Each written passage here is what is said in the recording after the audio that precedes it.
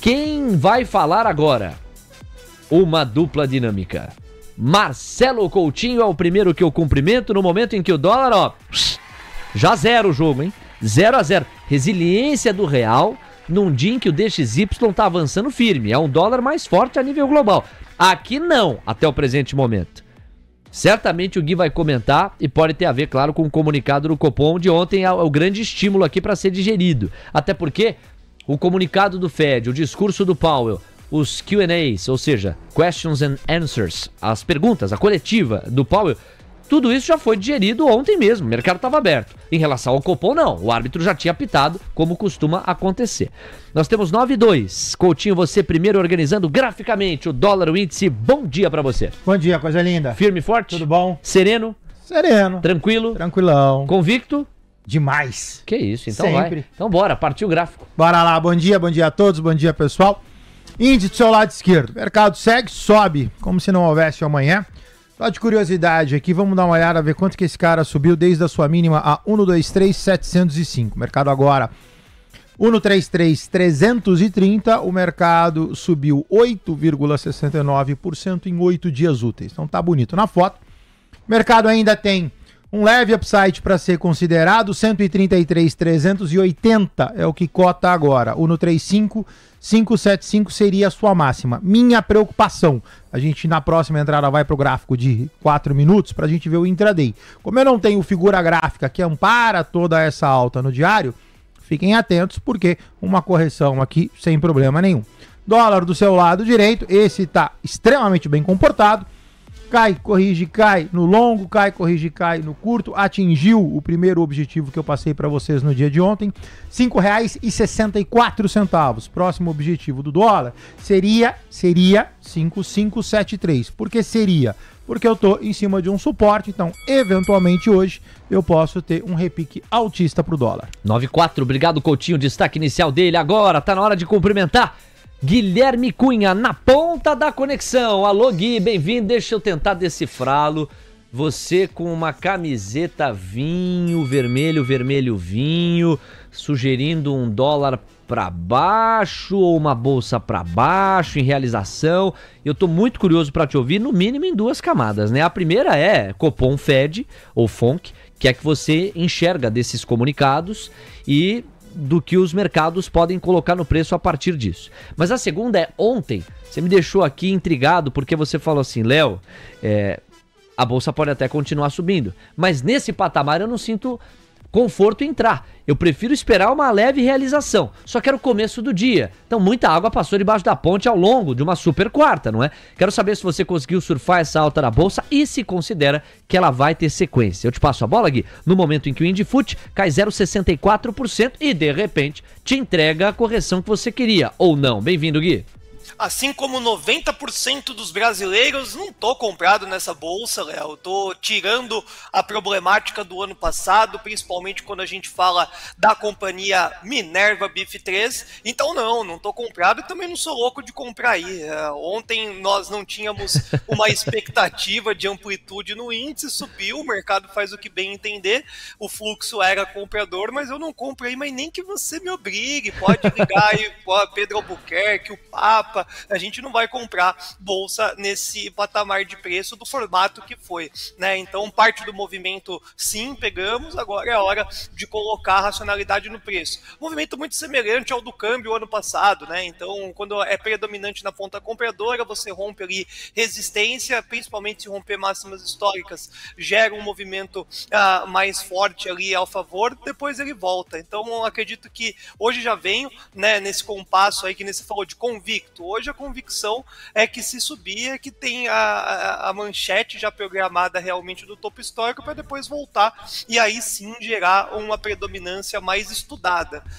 O gringo veio bem seletivo, né? Não puxou o mercado como um todo, foi meia dúzia de ação que tem volume, o resto subiu sem volume, e mais um dos ensinamentos que a gente pauta sempre é, se sobe sem volume, cai na mesma intensidade. Você tem que tomar cuidado com esses papéis que foram subindo ali mais com zerada de short, porque eles não têm fundamento e pode voltar. Então, dito isso, bolsa para mim hoje digere mal o Copom, né? Então até tentei ir contra o universo com não obedecendo o guidance ali mais mas seguiu, tem mais alta de juros no país, e isso não é bom para a Bolsa, principalmente quando a gente olha para o curto prazo, só que na outra ponta a gente acertou demais no dólar, né?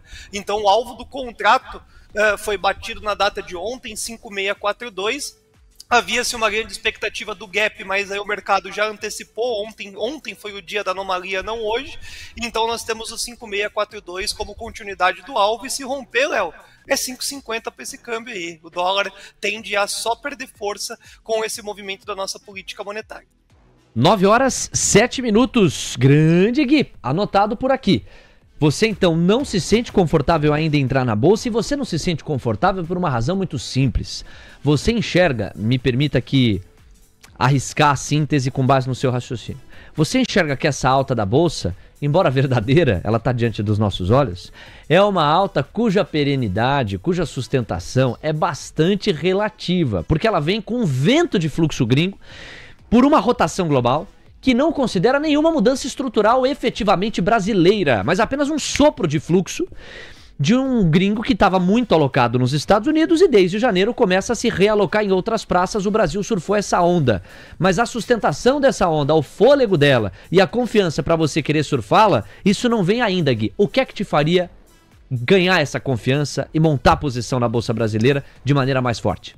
Ei, Léo, o dinheiro que entrou aqui é lucro de meia dúzia de fundo e o que comprou Nvidia.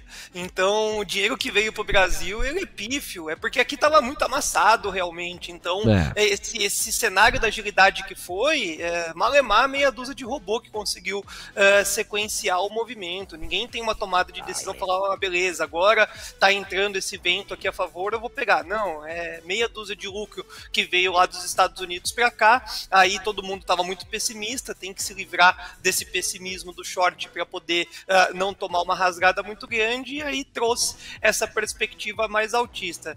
O quarto trimestre, para mim, tem muito a melhoria de receita e pouca lucratividade por causa dos juros, e aqui vai ser sinalizado uma mudança mais efetiva. A gente sai de um cenário de bolsa lateral, né, a gente vem isso desde 2021, a bolsa fica surfando aí de 120 a topo histórico, 120 a topo histórico e volta desde 2021. A confiança para entrar na bolsa de valores é a queda de juros, é ali na veia, então desce a curva de juros futura e desce a Selic. A hora de colocar dinheiro de verdade, e isso vai ser uma migração de capital de fora para dentro estruturada, isso só ocorrerá no meio do ano, por isso que continua sendo um mercado de trading, né? Seletivo, coloca, compra, venda, não ficar mantendo posição, porque senão você devolve dinheiro pro mercado. E é para complementar exatamente nessa altura do seu raciocínio, porque de um lado, como é que eu vou discordar de você, né? Claro, se começar a ser endereçado um corte de juros, isso deve entusiasmar alguma alocação mais sólida, mais estrutural de capital na Bolsa Brasileira. Até aí eu vou com você. No entanto, nós inauguramos 2025 com uma Selic terminal que estava sendo precificada na faixa dos 16 e cacetada. E agora a gente fala de uma terminal que está entre 15% e 14,5%. É uma média entre esses dois pontos. Isso não ajuda a explicar parte dessa melhora da Bolsa Brasileira? Não pode passar por aí pelo menos um pouco mais de confiança nos ativos tão amassados quanto os financeiros do Brasil? Parte sim, mas é o que mudou? É o que fez com que todo mundo fosse para a compra da bolsa? Certamente não. Tá? Para pensar, Léo, quando você olha para um ativo de renda variável onde você adquire o risco ali da companhia, etc., o que você tem de norte agora, principalmente com os bancões aonde estão e as commodities com extrema dúvida, o que vai subir mais do que 15% no ano?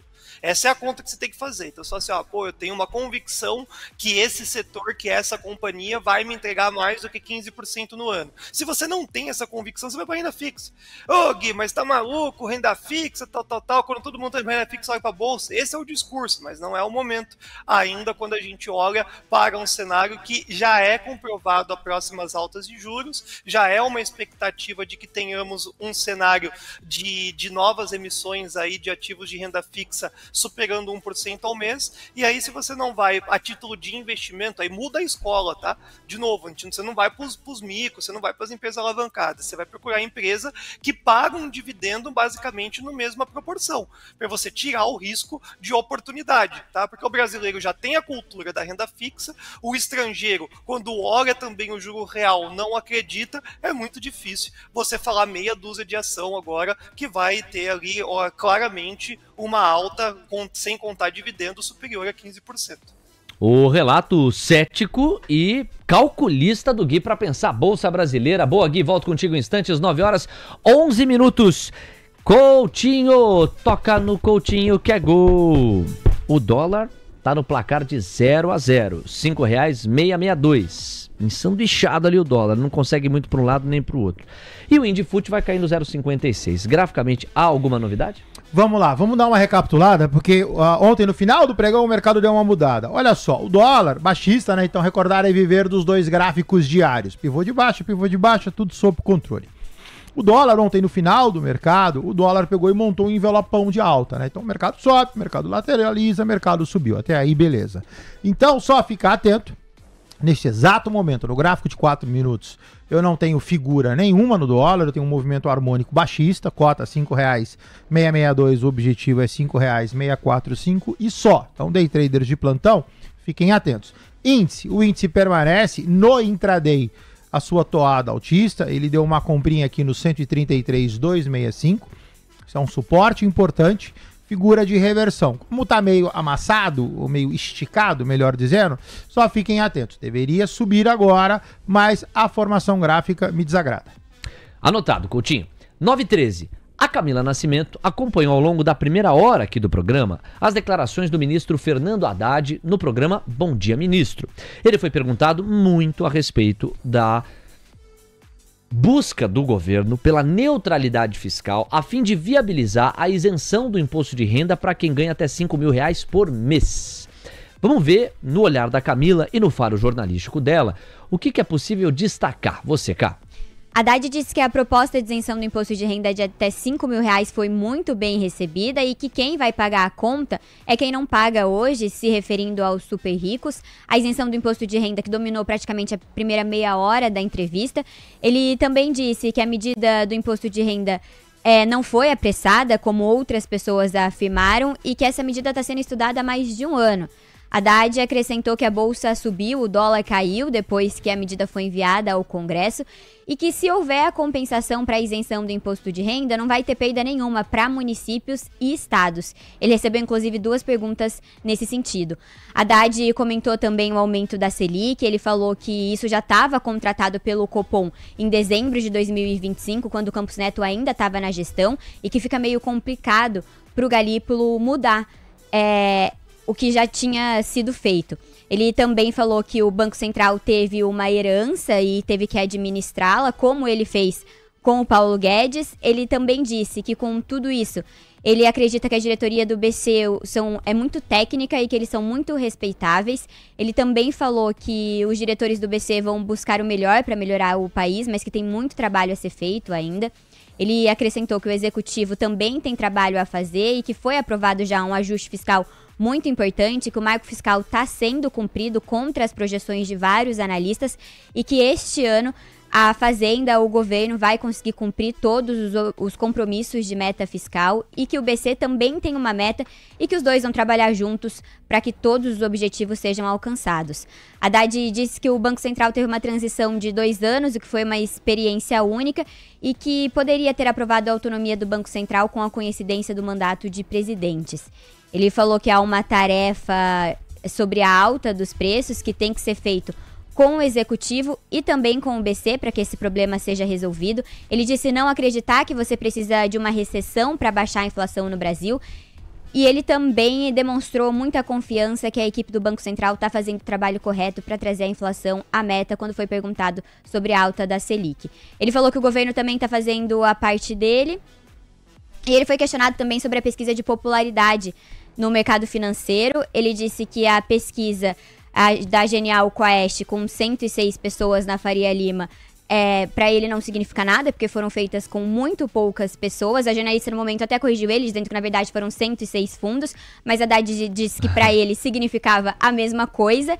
Ele disse que está razoavelmente sendo bem avaliado pela Faria Lima e disse mais uma vez que o Brasil não precisa fazer um ajuste recessivo e que consegue fazer um ajuste gradual para conseguir encaixar todas as metas que precisam ser cumpridas. Ele disse que não pode imaginar que crescendo pouco o Brasil vai conseguir colocar ordem nas contas. Esses foram então os principais destaques da entrevista do Haddad, Léo. E ele basicamente fugiu dessa provocação que lhe foi endereçada a respeito da pesquisa Genial Quest, segundo a qual a avaliação do seu trabalho está bastante negativa na ampla maioria dos respondentes, ou para a ampla maioria dos respondentes neste levantamento. Ok, Cá, muito obrigado. Gui, um rápido comentário seu, algo a destacar a respeito das falas do ministro Fernando Haddad. De fato, não vejo grande notícia em nenhuma delas, não é? A gente não tem nenhuma grande novidade. Faz a mesma leitura?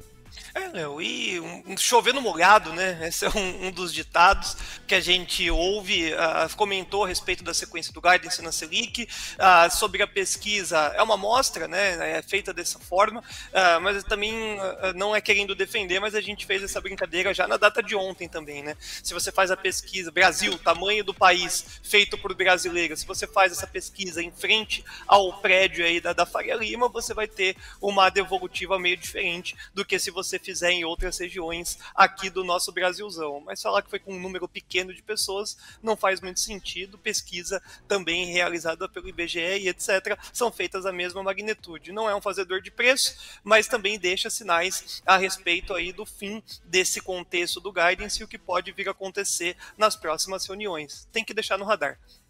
É isso, né? Você está se referindo a metodologia de pesquisa, né? Geralmente pesquisa ela tem um universo restrito de respondentes e com base na amostra você projeta aquele universo geral. É isso, né? E o universo aqui é restrito mesmo. É o universo Faria Lima, mercado de capitais, né? Como grande ilustração das tomadas de decisão dos gestores do Brasil. Não deixa de ser um termômetro relevante. O Haddad já foi...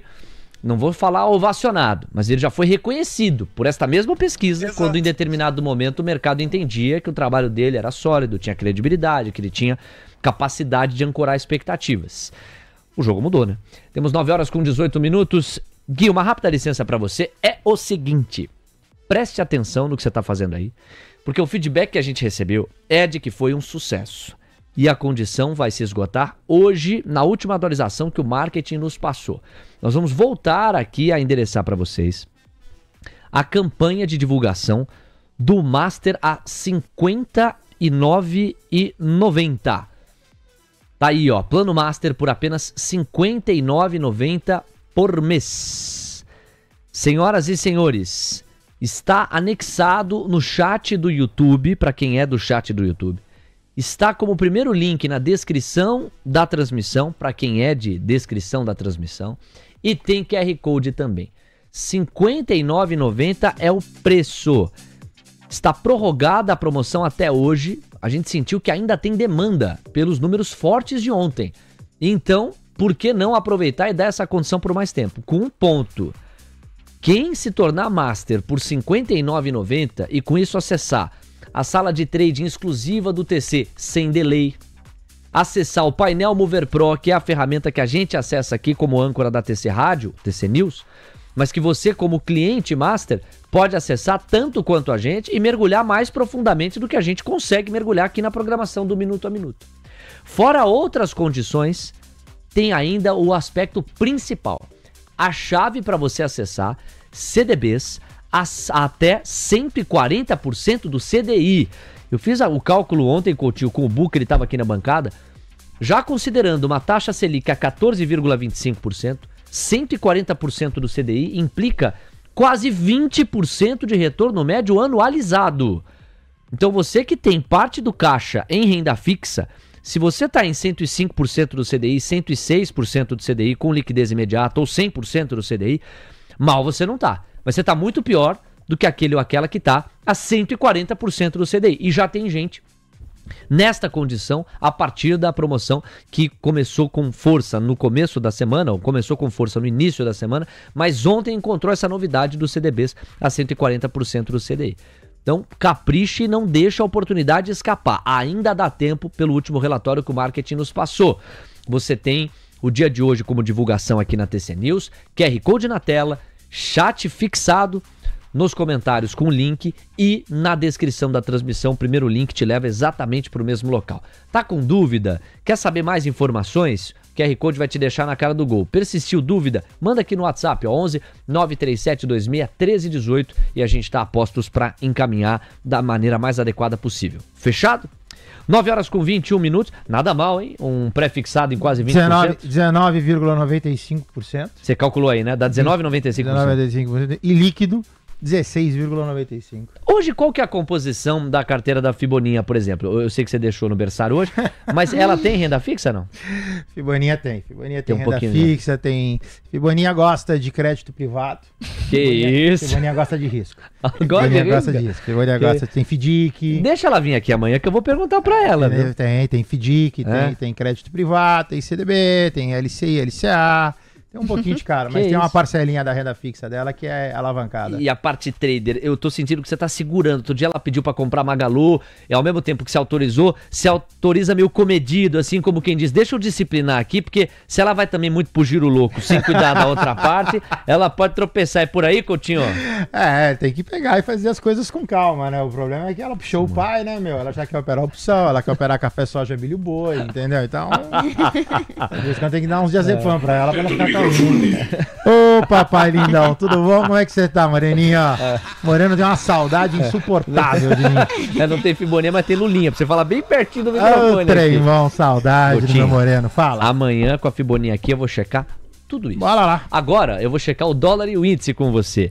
O Dolfut tá subindo 0,13, será que é uma antessala do que tá pela frente aí com a abertura do à vista? Aqui no Brasil e nos Estados Unidos, um dólar mais forte em correção às quedas acumuladas. E o índice está caindo 0,71%. É a bruxa do 71. 133.200 pontos. Você fala, Coutinho. Vamos lá. Pessoal, o dólar lateralizado, né? Então, sobe, lateraliza, subiu. Agora o dólar caiu. Na minha última entrada, imaginei uma eventual queda. Não. O dólar fez ali um abaulamento. E agora começa a subir de novo. Fiquem atentos, tá? Por quê? Porque a gente está dentro de um canal. Então, como a prerrogativa é a manutenção da lateralização, o trade fica um pouco mais complicado. Igualmente, eu falei que o índice, apesar de estar em cima de um suporte no 265, a figura me desagradava, realmente não cumpriu. Então, foi lá, retestou o 265, agora levemente abaixo, 170. A mensagem, praticamente a mesma, né? O índice já, inclusive, fazendo aqui um envelopezinho de alta. Neste momento, 9,24, os dois ativos com figuras ruins. 9,24, Guilherme Cunha, é pra frente que se olha. Então, olhemos. O Beida classificou o dia de hoje como um divisor de águas para a gente tatear se a rotação global vai continuar ou não. O que é que você sugere? Eu acho que a semana, o fechamento da semana. Acho que hoje é um dia um pouco mais bem desenhado, é de gestão de super quarta, então ele não tem muita racionalidade, como foi o fechamento do pregão na data de ontem. Aí amanhã, já com consolidação de alguns bons balanços, já tudo muito mais bem digerido, o câmbio também já dentro do seu padrão, a gente pode colocar a partir da semana que vem, aí se a gente vai romper topo histórico ou não, se o dinheiro vai continuar vindo ou não. Acho muito difícil, Léo, hoje ser um divisor de águas e achar que a gente vai ter uma ponta compradora extrema nesse índice, com uma alta de juros que foi cravada e um tom meio ruim aí para o cenário das próximas reuniões. Ou seja, para responder a pergunta efetivamente dizendo, essa semana, acho que não hoje especificamente, mas o consolidado dessa semana dita muito a regra do jogo. Principalmente, vamos supor que hoje e amanhã seja uma batida vendedora um pouco mais forte, gera um sinalzinho de alerta, sim. Caso contrário, nós tenhamos hoje uma estabilidade e amanhã uma alta, sai da frente, porque daí a Bolsa realmente pegou ali, pintaram o Brasil em algum lugar e todo mundo vai estar querendo comprar. Então, a semana, fechamento de amanhã, muito importante. Manchetes que eu separei para a gente ouvir a sua opinião. Veja, nós estamos diante de um momento em que, fosse a economia brasileira um carro, o Banco Central faz força pra caramba pra puxar o freio de mão. Ele quer tirar a velocidade do automóvel. Mas não é exatamente assim que o Palácio do Planalto tem respondido. Não me surpreende em nada.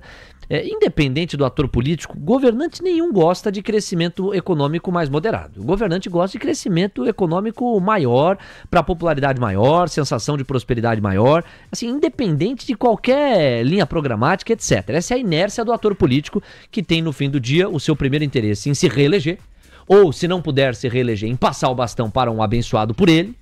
E o segundo objetivo, eu não sei qual é, mas está bem distante do primeiro. Então, isto posto, vamos para esta manchete aqui, Gui. Após nova alta da Selic, Lula diz que Brasil vai crescer mais de 3% em 2025. Eu fico pensando assim, o que o Galípolo e os membros do BC pensam, né? Que eu falo assim, rapaz, mas nós estamos puxando o freio. Ele precisa prometer um crescimento de mais de 3%. Eu puxo o freio de um lado, ele vai lá e bota a quinta marcha do outro. Mais 3% de crescimento em 25. Em discurso em Fortaleza, o presidente faz desafio aos teóricos e aposta em economia forte. Guilherme Cunha. Falei que poderia ter finalizado a Selic e você quase desmaiou. Então, é a mesma coisa, né? Vai que acerta, Léo. Se consagra, tem que colocar um outdoor na Faria Lima, tem que colocar um outdoor no Brasil inteiro, porque aí são as projeções otimistas, né? Então, obviamente, como você pautou, ele não vai falar que a Selic vai ser um problema para o crescimento e todo mundo já começar a cornetá-lo que o que não vai crescer por causa da taxa de juros, vão contestar porque a taxa de juros está nesse patamar, vai ter que ficar falando de novo que foi herança do governo anterior, não vai colocar a culpa no que está acontecendo, enfim, gera uma bola de neve muito grande. Então tá certo, ele vai ter que falar um número, a Faria Lima já sabe que não é tangível, assim como o arcabouço, muito já foi falado que em algum momento dá uma derrapada até as eleições de 2026, a gente sabe qual que é as maiores probabilidades, as maiores estatísticas, mas vai que ele acerta. Aí ele vira rei. Então tá certo. É um tipo de manchete que a gente já tem que se acostumar e já somos acostumados. No Brasil isso é normal. Ok. Vai que ele acerta. De fato, aliás, o mercado ele tem que revisitar a projeção do PIB de 23 e reconhecer. O mercado errou em relação ao governo. Como errou também em 24. Imaginava uma atividade mais fraca do que aquela que a realidade entregou e que o governo antecipou. Até aí eu vou contigo. A questão que se coloca é a seguinte.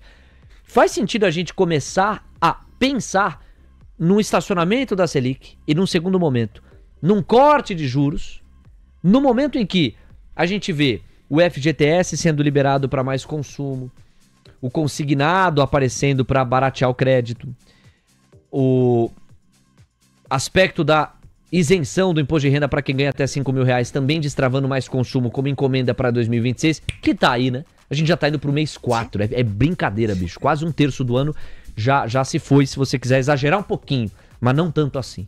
Então, onde eu tô querendo te levar com essa manchete? O que o Lula falou é previsível. Qualquer governante poderia endossar uma fala, se não de cravar 3%, falar, vamos continuar crescendo, etc.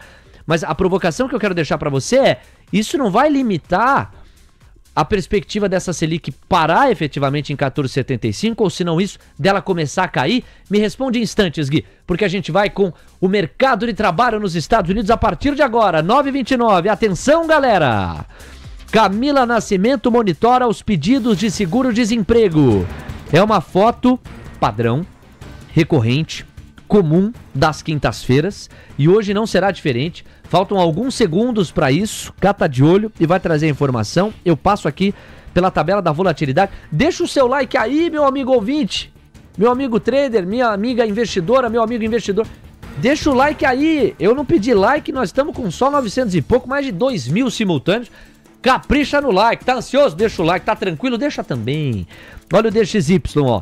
103,914. Opa, temos 9,6. VIX subindo 1,76%. De novo no patamar dos 20 pontos. Yield de 2 e 10 anos fechando 5 pontos base e meio. Camila Nascimento, os números do seguro-desemprego americano é você. Os pedidos iniciais de seguro-desemprego na semana ficaram em 223 mil. A projeção era que eles ficassem em 224 mil, um pouquinho acima. E o dado anterior tinha vindo em 220 mil solicitações. A média de pedidos de seguro-desemprego nas últimas 4 semanas ficou em 227 mil. O dado anterior tinha ficado em 226,25 mil, Léo. Ok, então basicamente um número em linha com o consenso, né? Praticamente isso. Os pedidos de seguro-desemprego vieram em 223 mil, se esperava 224, se você tomar por base o consenso investing.com, e o dado anterior teve uma leve revisão, saiu de 220 para 221 mil. Praticamente não tem notícia, não é, cara? Praticamente não tem notícia. A gente está vendo aqui uma fotografia muito em linha com o que o cenário base já projetava. Estou atento também à faixa das 9h30 para a gente falar do Índice de Atividade Industrial Fed Filadélfia. Saiu, é uma fotografia relevante. Aqui tem mais notícia. Por quê? Em fevereiro, nós tínhamos tido 18,1 pontos.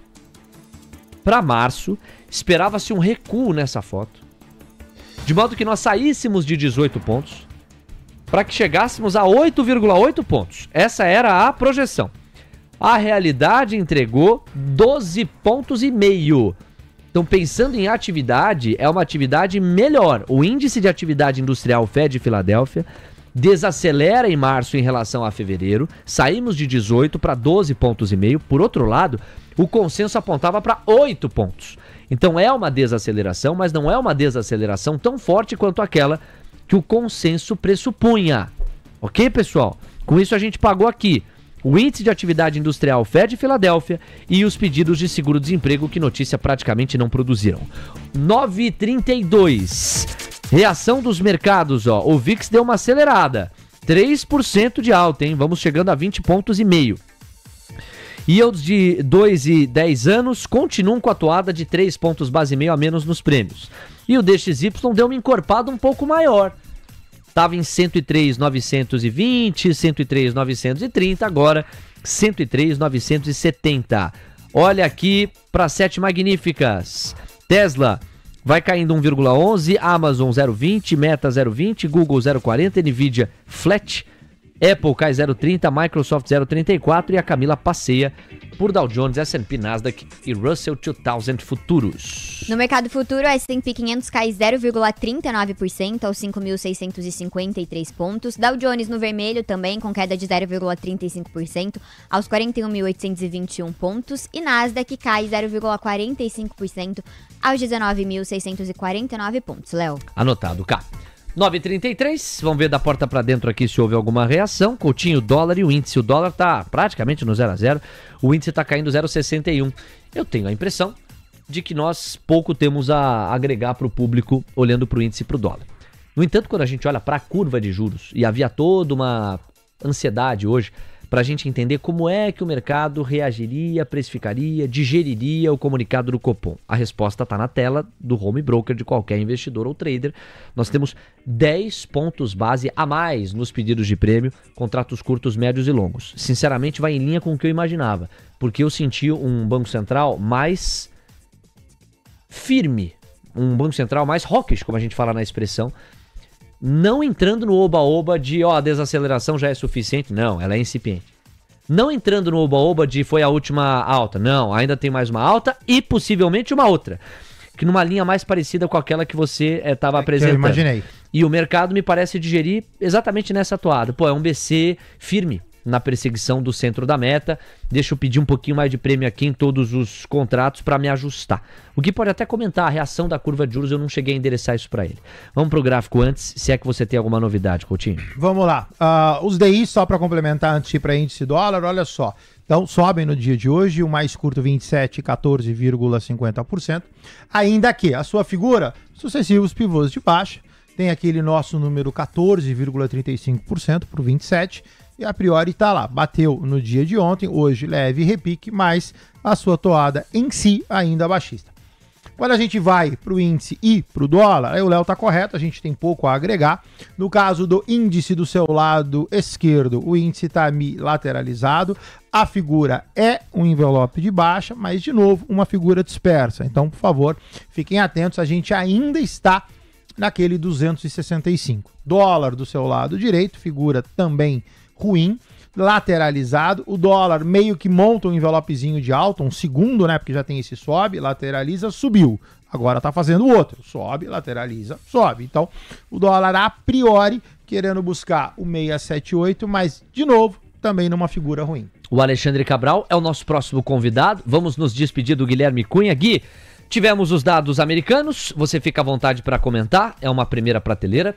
Tivemos a curva de juros renovando máximas intradiárias em todos os vértices, sob a luz da digestão que ela, a curva de juros, pratica do comunicado do Copom ontem. É uma segunda prateleira para você comentar. E eu deixei aquela provocação antes da cobertura especial americana. Lula falando em crescimento de 3% para esse ano.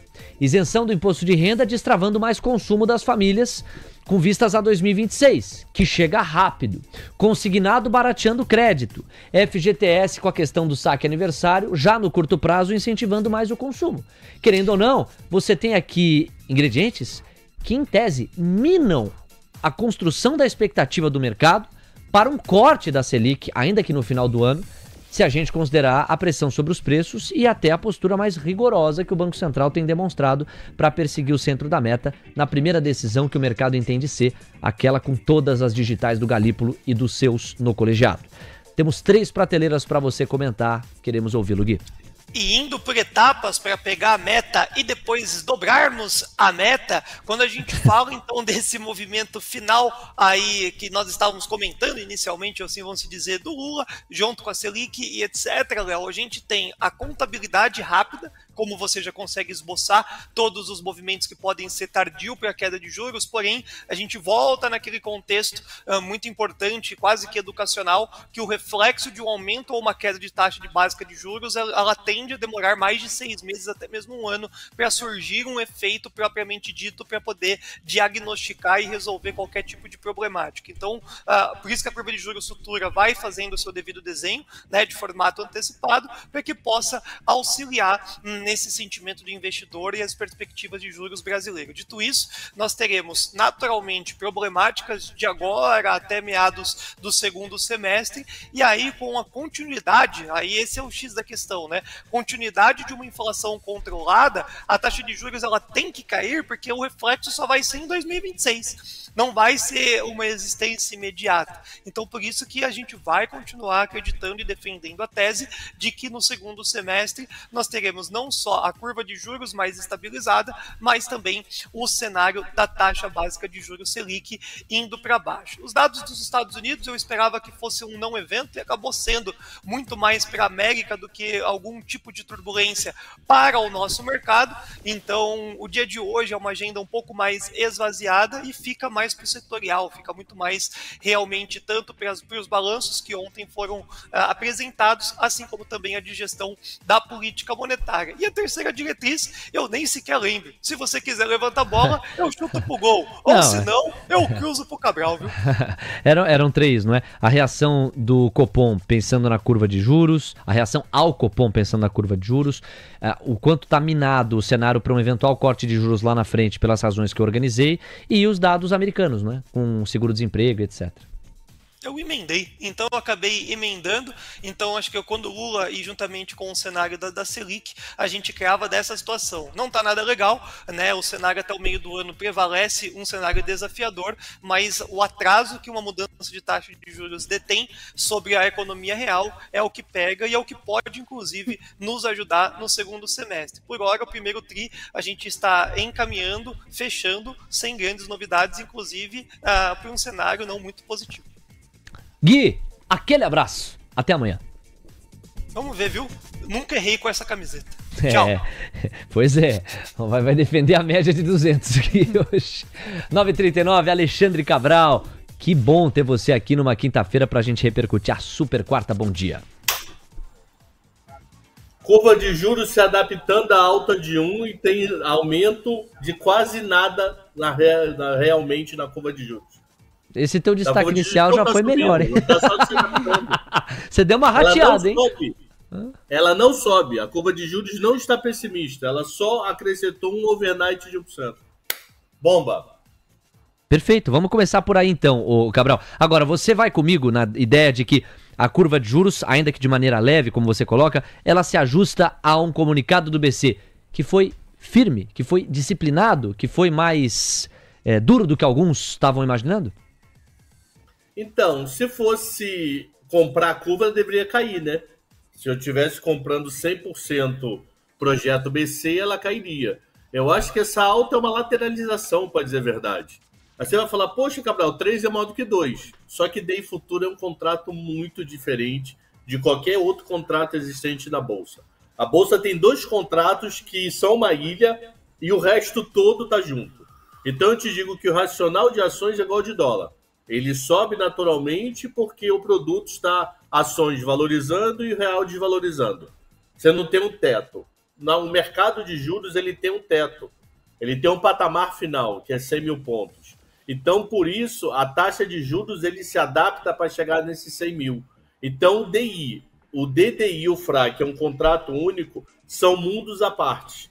Então, esse mundo à parte está me dizendo o que nesse momento? 9h41 da manhã. Nada impede de 10 da manhã, 11 horas, meio-dia, 4 da tarde, ser outro cenário. Mas o cenário que ele está me dizendo agora é exatamente igual ao de ontem, exatamente igual ao de segunda-feira. Taxa terminal, final do ano, 14,75.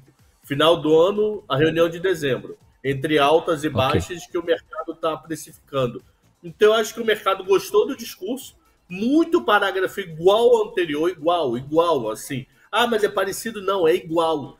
A pessoa, o atual BC pegou da primeira palavra do parágrafo a uma e Ctrl+C, Ctrl+V, não mudou a vírgula. Que às vezes a gente coloca, inflação elevada, a inflação se elevou. Os riscos aumentaram os riscos. Dessa vez nem mudaram a ordem das palavras. Então eu gostei do discurso. Achei o discurso interessante. Para mim, faltou falar do câmbio. Eu acho que ele poderia ter dado um pouco no peso no câmbio. Isso meio que me assusta. Eu acho que o Banco Central ainda não está convicto que esse real está se valorizando. Isso. Então, por isso, ele ainda não está colocando ainda no modelo. Na cabeça dele pode ser uma coisa temporária para voltar a piorar. Pelo menos é essa mensagem que eu tenho quando ele não fala do câmbio em nenhuma linha da primeira à última palavra. No câmbio no sentido bom, que da última reunião para cá saiu de 6 e alguma coisa para 5,60, 5,65. Então, eu gostei do discurso como todo, mas para mim faltou câmbio, tá? Você foi cirúrgico nessa questão do câmbio, eu tive uma leitura muito parecida com a sua. Por que é que o BC não menciona um câmbio que saiu de 6,40 para 5,60? Estou exagerando aqui nos dois extremos, mas em essência o movimento é bem parecido com esse que eu narrei. Por quê? Será que não é porque o BC, se não está convicto, ao menos não quer entrar na volatilidade que ele ainda enxerga como uma condição do câmbio no Brasil, não quer amarrar sua projeção com esse câmbio a 5,60, porque ele ali, da porta para dentro, pensa criticamente que a qualquer momento esse dólar pode voltar para os seus 5,80, 5,90, etc. O próprio Alex mais cedo falou, o Banco Central está preferindo trabalhar com um modelo que vê o dólar a R$ 5,80, 5,85 ali para pensar a sua modelagem. Eu acho que primeiro é o seguinte, o Banco Central do ano passado errou muito e demorar a reconhecer a seca. Eu até falei aqui uma vez, acho que André Perfeito e o Medina, se eu não me engano, falando sobre a reunião do cupom. E eu falei, de novo ele não fala sobre a seca. Eu sou zero especialista em agro, mas está todo mundo agro dizendo que um dos motivos da inflação de alimento é a seca. Aí 2 ou 3 reuniões do cupom depois ele confirma a história da seca. E do dólar, para mim, algo parecido. Eu acho que ele está demorando a enxergar o dólar. Ele poderia ter dado uma citação, o dólar real se valorizando é um motivo que pode nos fazer pensar, olhar, entender o caminho daquele risco de baixa, que é aquele maior parágrafo dele, que é o 4º parágrafo. Risco de baixa, a valorização do real se continuar a tendência. Só que eu acho que o Banco Central ainda não está convicto dessa tendência. Por não estar convicto, evitou colocar. Eu colocaria como risco de baixa. Se isso continuar, seria uma notícia boa. O que poderia passar é uma imagem muito light. E eu acho que ele pode não estar querendo fazer isso. Vamos ver a ata na terça. 9h44. Vamos pegar o leilão do Tesouro como gancho, não só para aquele que já foi na terça-feira, mas sobretudo para aquele que ainda ocorrerá hoje. A ponta da oferta já vai ser divulgada. Deixa eu colocar na tela o resultado de terça-feira, Cabral, porque, querendo ou não, as coisas se conversam, né? De novo a gente viu um leilão magro. Olha aí a bariátrica do Tesouro. Na terça-feira, todo mundo slim, fininho.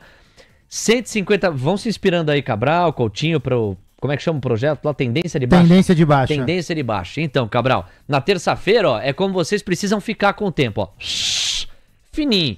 150 mil de NTNB para 28, 150 mil de NTNB para 32 e 500 mil ofertas de NTNBs para 2045. Já LFTs, se você somar aqui, não dá milhão, né?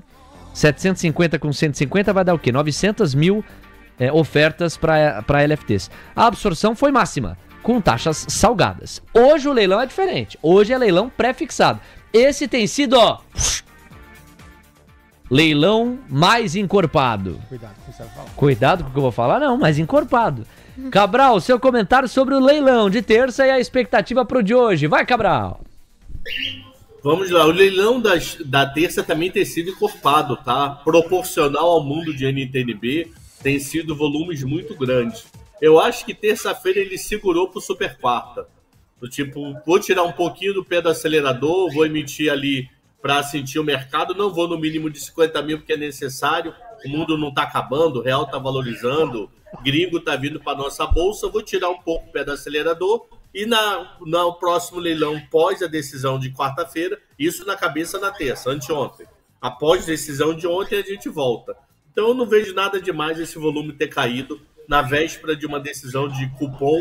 Cupom é o Fed, tá? Apesar do Tesouro oficialmente não falar de Fed, nos bastidores ele entende que ele depende do gringo para os leilões, então ele resolveu segurar. Nenhum problema em relação a esse volume não tão grande em relação à terça. Hoje que é o curioso, vamos ver se continua com os volumes altos, apesar que o volume de março diminuiu bem comparado a janeiro e fevereiro. Se gringo vem pesado para o leilão de hoje, pegando essa taxa de juros que provavelmente vai lateralizar para cair para ano que vem ou não. Então é bem curioso ver o leilão de hoje, se o volume vem alto, se gringo compra e qual é a taxa. Esse de terça eu não dou muito peso, véspera de reunião de uma grande super quarto, tirou o pé do acelerador, normal, já emitiu bastante B em janeiro e fevereiro. Tá? Mas você concorda comigo que, considerando o perfil do endividamento, os títulos de endividamento do Brasil no segundo semestre do ano passado, para a gente pegar um horizonte próximo, e aí considerando também o que foi o PAF, para projetar esse perfil para 2025, nós temos cada vez mais um leilão magro na terça e um leilão gordo na quinta. Isso é realidade, certo? Leilão magro porque diminuiu o LFT, mas ele está emitindo bem mais NTNBs, tá? O volume de NTNB, assim, está histórico. Mesmo em relação ao segundo semestre do ano passado? Mesmo em relação ao segundo semestre do ano passado. Se você considerar o volume total da terça, ele diminuiu porque o LFT diminuiu demais. Mas se você isolar somente NTNB, ele tem emitido muito NTNB terça-feira. Muita, bastante.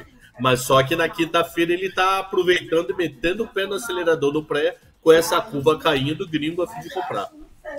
9h48, Alexandre Cabral ao vivo com a gente. Cabral, vou deixar aqui a provocação que eu deixei para o Guilherme Cunha. É o seguinte, nós temos um quadro que sugere crédito mais barato via MP do consignado. Consumo já no curto prazo um pouco mais pressionado a partir do FGTS, saque aniversário sendo liberado. Terceiro ponto, nós temos com a isenção do imposto de renda para quem ganha 5 mil, pensando em aprovação, um potencial de consumo destravado para várias famílias com vistas a 2026. E tivemos uma declaração do Lula, no mesmo dia em que a Selic subiu de novo, dizendo que o Brasil vai crescer mais de 3% em 2025. O mercado, você o conhece muito bem, tira as manguinhas de fora querendo antecipar. Então já começa a calcular, pô, pera lá, essa Selic vai parar em 14,75, aí qual que é a próxima pergunta? Quando é que começa a cair? Pô, e se de repente caísse no final desse ano, aí eu já me antecipo, consigo colocar lucro no bolso, tal. Cabral, você vê condição dessa Selic poder ser baixada até o final do ano, considerando todo o balanço de aspectos que eu acabei de construir aqui? Então vamos lá, 5 mil é para ano que vem, para efeito prático, né? Se passar esse ano, eu tenho que virar ano, então passou semana que vem, vai. Só a partir de 1º de janeiro de 26. Então seria uma coisa que é que nem a tarifa do Fed, né? Tem que esperar acontecer para entender a reação prática. Mas essa reação deve ser grande. Já tem muita gente falando de uma possibilidade de 14º salário somente com a economia que vai se ter no IR. Então você teria 14 salários de forma real, 13. Mas somando o que sobrou no bolso de um ano com o que sobrou no bolso no ano do outro, você deve ter um salário a mais por ano com essa isenção do imposto de renda. O FGTS dá uma assustada sim, do tipo, pô, dinheiro na mão provavelmente é consumo, consignado ainda é uma dúvida, porque o quanto o privado, não sabemos ainda Banco do Brasil e Caixa, mas o quanto o privado vai dar consignado Bumba Meu Boi só porque liberou consignado. O quanto esse consignado vai ficar para pagar a dívida. Então, formou um si na história. Esse si é FGTS, a gente sabe que vai bater fácil, é feito. Consignado, eu tenho que contratar. Esse contratar, eu vou contratar para pagar a dívida mais cara ou vou contratar para consumo? É uma dúvida que o tempo vai responder. E 5 mil ano que vem. Então, isso tudo, para mim, ajuda a afastar a teoria de Lula de 3. Mas cria um si na cabeça do Galípolo, que está na cabeça do Paulo em relação à tarifa, aqui em relação aos estímulos. Mesmo que 2026 esteja distante, em princípio, e que você diga que os efeitos sobre o consumo e logo sobre a pressão dos preços de produtos e serviços, esses efeitos sejam mais para frente, o Banco Central não tem que malandramente, no bom sentido do termo aqui, quer dizer, com malícia eu estou dizendo, considerar que isso deve ser aprovado e que isso deve trazer impacto na busca pelo consumo e evitar o que seria cortar no final de 25 para voltar a subir ao longo de 26, aquela gangorra e aquela volatilidade que política monetária busca evitar? Então, vai depender da fotografia de outubro, novembro, dezembro. Se a fotografia de outubro, novembro, dezembro tiver com o real a 5,40 e de uma forma convicta, tá? Não é indo voltando, trabalhando assim por semanas entre 5,40 e 5,50. Então, significa que o real abriu um novo patamar base. Se você tiver até lá o orçamento, quer dizer, o orçamento teoricamente para a prova hoje, mas funcionando, as contas públicas funcionando, pode ser mesmo que com 5 mil ele consiga abaixar. Então, acho que é muito hoje bola de cristal para tentar entender. Eu digo que tem um grande si na cabeça do Galípolo, mas ele só vai fechar esse si direito quando chegar lá para outubro, novembro, se ele começa já a pensar em baixar agora ou se ele espera o efeito de 5 mil. E aí você já me ajudou muito. Porque é esse si que eu também quero que esteja na cabeça do trader e do investidor. Porque na hora de montar a posição, imagina, tá fácil, o Banco Central corta a Selic no final do ano, já é corte nesse juro, alto lá. Tem um si para o Galípolo, para o colegiado, e é um si muito bem fundamentado. Você tem sinais de desaceleração que o próprio BC classifica como incipientes, e você tem no outro lado da balança um conjunto de medidas para acelerar a parada. E para o ator político Lula, e para o ator político hoje corpo ali do Palácio do Planalto, o trade-off é muito simples, Cabral. O que é melhor pra mim, pensando em competitividade para 2026? Eu liberar mais consumo, aumentar a percepção de qualidade ali que a população tem no seu dia a dia, angariar com isso mais popularidade, maior competitividade para 26? Ou abro mão disso para ter uma inflação 0,6, 0,7, 0,8 menor? Pra mim, o Palácio do Planalto não tem dúvida nenhuma. O quê? Eu topo uma inflação de 0,7, 0,8 a mais do que o cenário base pra eu ter tudo isso aqui do outro lado. Porque no fim do dia, Cabral, não sejamos inocentes, nunca somos aqui, né? É a urna de 2026 que vai pautar cada vez mais as ações dos atores políticos, seja no Congresso Nacional, seja no Planalto. Mas ele tem que se espelhar um pouco em Biden. Eu espero que ele não se espelhe, porque eu não quero ele reeleito. Mas esperar um pouco em Biden, um dos motivos, não foi o único, da derrota do Biden foi a inflação. A inflação foi por causa de Covid, a inflação foi por causa de excesso de dinheiro, a inflação foi por causa de vacina, não interessa, eu quero saber preço. E preço eu ligo ao governo atual. Então, por isso que eu achava que ele deveria fazer que Roberto Campos trabalhasse como quisesse, ele Lula. Porque a inflação baixa, ninguém vai saber que a inflação baixa foi por causa de Galípolo, foi por causa de Haddad, por causa de medida de Tebet, foi por causa de... Não, é Lula a fotografia. É Lula. Então, ele pode pensar, ele tem que parar para pensar. Se eu deixar a inflação um pouco mais Bumba Meu Boi, e essa inflação Bumba Meu Boi afetar meu eleitorado, principalmente inflação rápida, inflação de alimentos, inflação de transporte, que é aquela inflação rápida. Continuo dizendo, inflação de passagem aérea não afeta metade da população brasileira, se não for mais. Então, a inflação da passagem aérea pode disparar 40%. Subiu. Se a inflação tiver a 4, a 4,5, mas a inflação de alimentos estiver a 8, ele perde voto. Porque é a sensação que você tem que ter. Então, ele vai ficar nessa dúvida. Ok, aumenta o poder de compra da população. Só que se eu gerar inflação, eu diminuo o poder de compra da população. E eu vou diminuir naquela inflação que ele consome. Café da manhã, almoço e janta. Então, eu não sei até quanto ele não tem que repensar eleições passadas, que várias delas já foram perdidas ou atrapalhado muito a vitória com inflação mais alta, tá? É uma boa provocação. E eu penso que a exceção estaria contida na inflação dos alimentos, porque essa está mais do que clara, compromete bastante os planos de qualquer ator político em renovar-se no poder. Agora, os outros aspectos, os outros ingredientes, me parece que são olhados e aí a partir disso se tapa o nariz e diz, espera lá, na negociação, na balança de riscos, no trade-off, eu colho muito mais incentivando esse consumo do que o contrário. A ver, Cabral. Nós temos 9h56, vamos falar um pouquinho sobre Estados Unidos? Estados Unidos no radar, decisão do Jerome Powell ontem junto ao colegiado do Fed. Algumas manchetes. A primeira, o Fed vê uma atividade mais fraca em comparação com o que via. A segunda, as tarifas vão contratar mais inflação, o Fed assim reconhece, embora consiga enxergar que elas são a inflação gerada pelas tarifas é uma inflação transitória.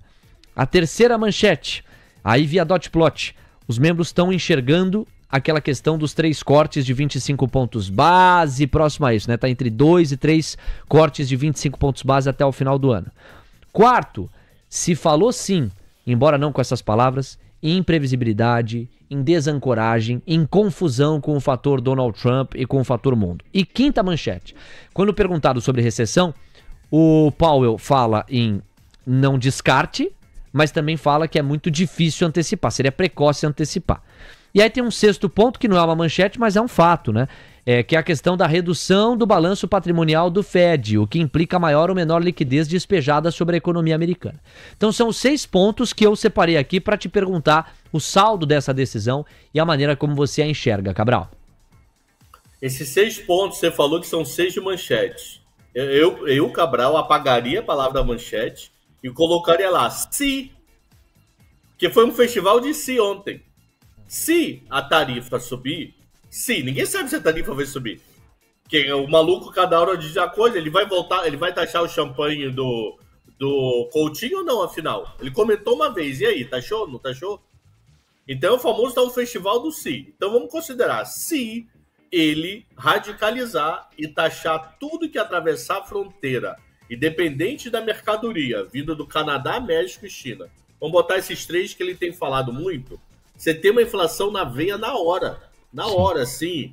2 de abril você tem inflação. Por quê? Um exemplo hipotético.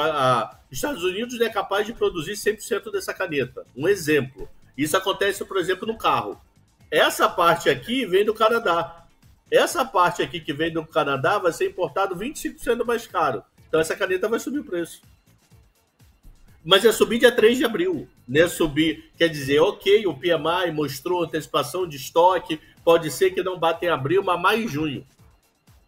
Maio e junho você vai ter essa caneta mais cara, porque eu vou voltar a comprar lá do Canadá, porque vai acabar meu estoque. E nesse meu exemplo hipotético, isso daqui vem do Canadá. E eu taxei a fronteira. Eu não fui lá e taxei somente carro vindo do Canadá. Eu não fui lá e taxei somente, sei lá, leite vindo do Canadá, somente suco de laranja, sei lá, somente chip. Não, eu taxei a fronteira. Então a dúvida é, ele vai taxar a fronteira? Ele vai taxar a fronteira de 25, 10, 15, 10 mais 10 e 200 e quanto? Ou ele não vai taxar a fronteira? Ele vai taxar produtos específicos. Olha, se eu taxar do Canadá o suco de laranja, eu arrebento com o Canadá, mas não arrebento com a minha economia. Porque a minha economia vai continuar comprando dos outros, a inflação que vai vir é quase nada. Então ainda existe essa dúvida, e para mim é completamente coerente. O próprio Banco Central brasileiro, no primeiro parágrafo, fala disso. Se você comparar o comunicado do BC brasileiro, eu já vou voltar para os Estados Unidos, só para poder citar que o Brasil também fala. Okay. O primeiro parágrafo de janeiro, fizer essa comparação, você vai ver que nesse de agora, ele acrescenta na terceira linha, se eu não me engano, problemas comerciais, tarifas comerciais que geram dúvidas. Algo parecido com esse discurso no nosso comunicado de ontem, na segunda ou terceira linha. Que isso não tinha na de janeiro. Porque está todo mundo em dúvida, ninguém sabe qual é. Então, por isso que eu não acredito em queda de juros dos Estados Unidos em junho. Porque dependendo do que acontecer em abril, você vai ver a reação do que vai acontecer em abril para descobrir. A inflação é temporária, como ele diz? Por quê? O que é uma inflação temporária? A gente tem que evitar confundir, que essa é uma coisa muito comum para quem não é ligado à economia, é completamente compreensível, produto caro com variação de preço. Imagina que essa aqui se comprava por $1. Com 25% de taxação, eu vou passar a comprar 1,25. Só que se eu comprar 1,25 em maio e era 1 em abril, eu tenho 25% de inflação. Só que se em junho, julho, agosto, setembro, outubro continuar 1,25, a inflação foi zero. Não quer dizer que isso não esteja caro. O patamar está elevado, mas não teve inflação. Eu tenho a pancada da notícia e ela congela. Sim. Ela congela num produto caro, bem mais caro do que era em março, mas com inflação zero. Só que qual é o problema? Vai diminuir o poder de compra da população, vai piorar o sentimento de mística, aí o PMI vai ficar desconfiado. Então o problema é esse efeito cascata que pode criar, que é a dúvida que ele fala. Incertezas são elevadas e difícil conclusão. Se a economia continuar forte, os juros não mudam. Mas se por acaso a economia começar a sentir mudanças vindas do atual governo, que vale tanto para a imigração lá como para a tarifa, nós temos como agir. Então, eu acho que ontem o discurso dele foi excelente, do tipo, tô tão perdido quanto vocês sentados aí. Porque quem está decidindo ainda não decidiu nada. Então, a partir do momento que ele decidir, eu e meu grupo vamos sentar a bunda na cadeira, ligar o micro, vamos planilhar essa história? Qual é a nossa expectativa a partir de agora? O quanto a gente depende de cada país? Como é que é o repasse? Esse repasse é rápido? Que é outra coisa que ele fala, que nem eu falo do diesel aqui. O diesel transforma esse mouse mais caro, mas é uma droga precificar isso. É uma droga. O quanto vai aumentar o frete para tirar esse mouse da fábrica para parar numa loja, numa gôndola que eu, Coutinho, Léo e Camila compramos? Isso é difícil precificar pra caramba, porque ele é uma pontinha de um grande preço. Então, isso pode ser a tarifa. A tarifa é uma pontinha dessa caneta. Será que vai ser repassado integral? Será que não vai? Quando vai ser repassado? Aí, na dúvida do si, para e fica olhando. Parabéns para ele ontem. Nós temos 10 horas com 3 minutos. No fundo, o Cabral está dizendo mais ou menos assim. Essa guerra tarifária é uma bagunça, porque, entre outras coisas, ela, no mínimo, subestima a integração complexa pela qual as cadeias de produção global passam nos últimos 40 anos. Nós temos 10 horas com 3 minutos. Hã?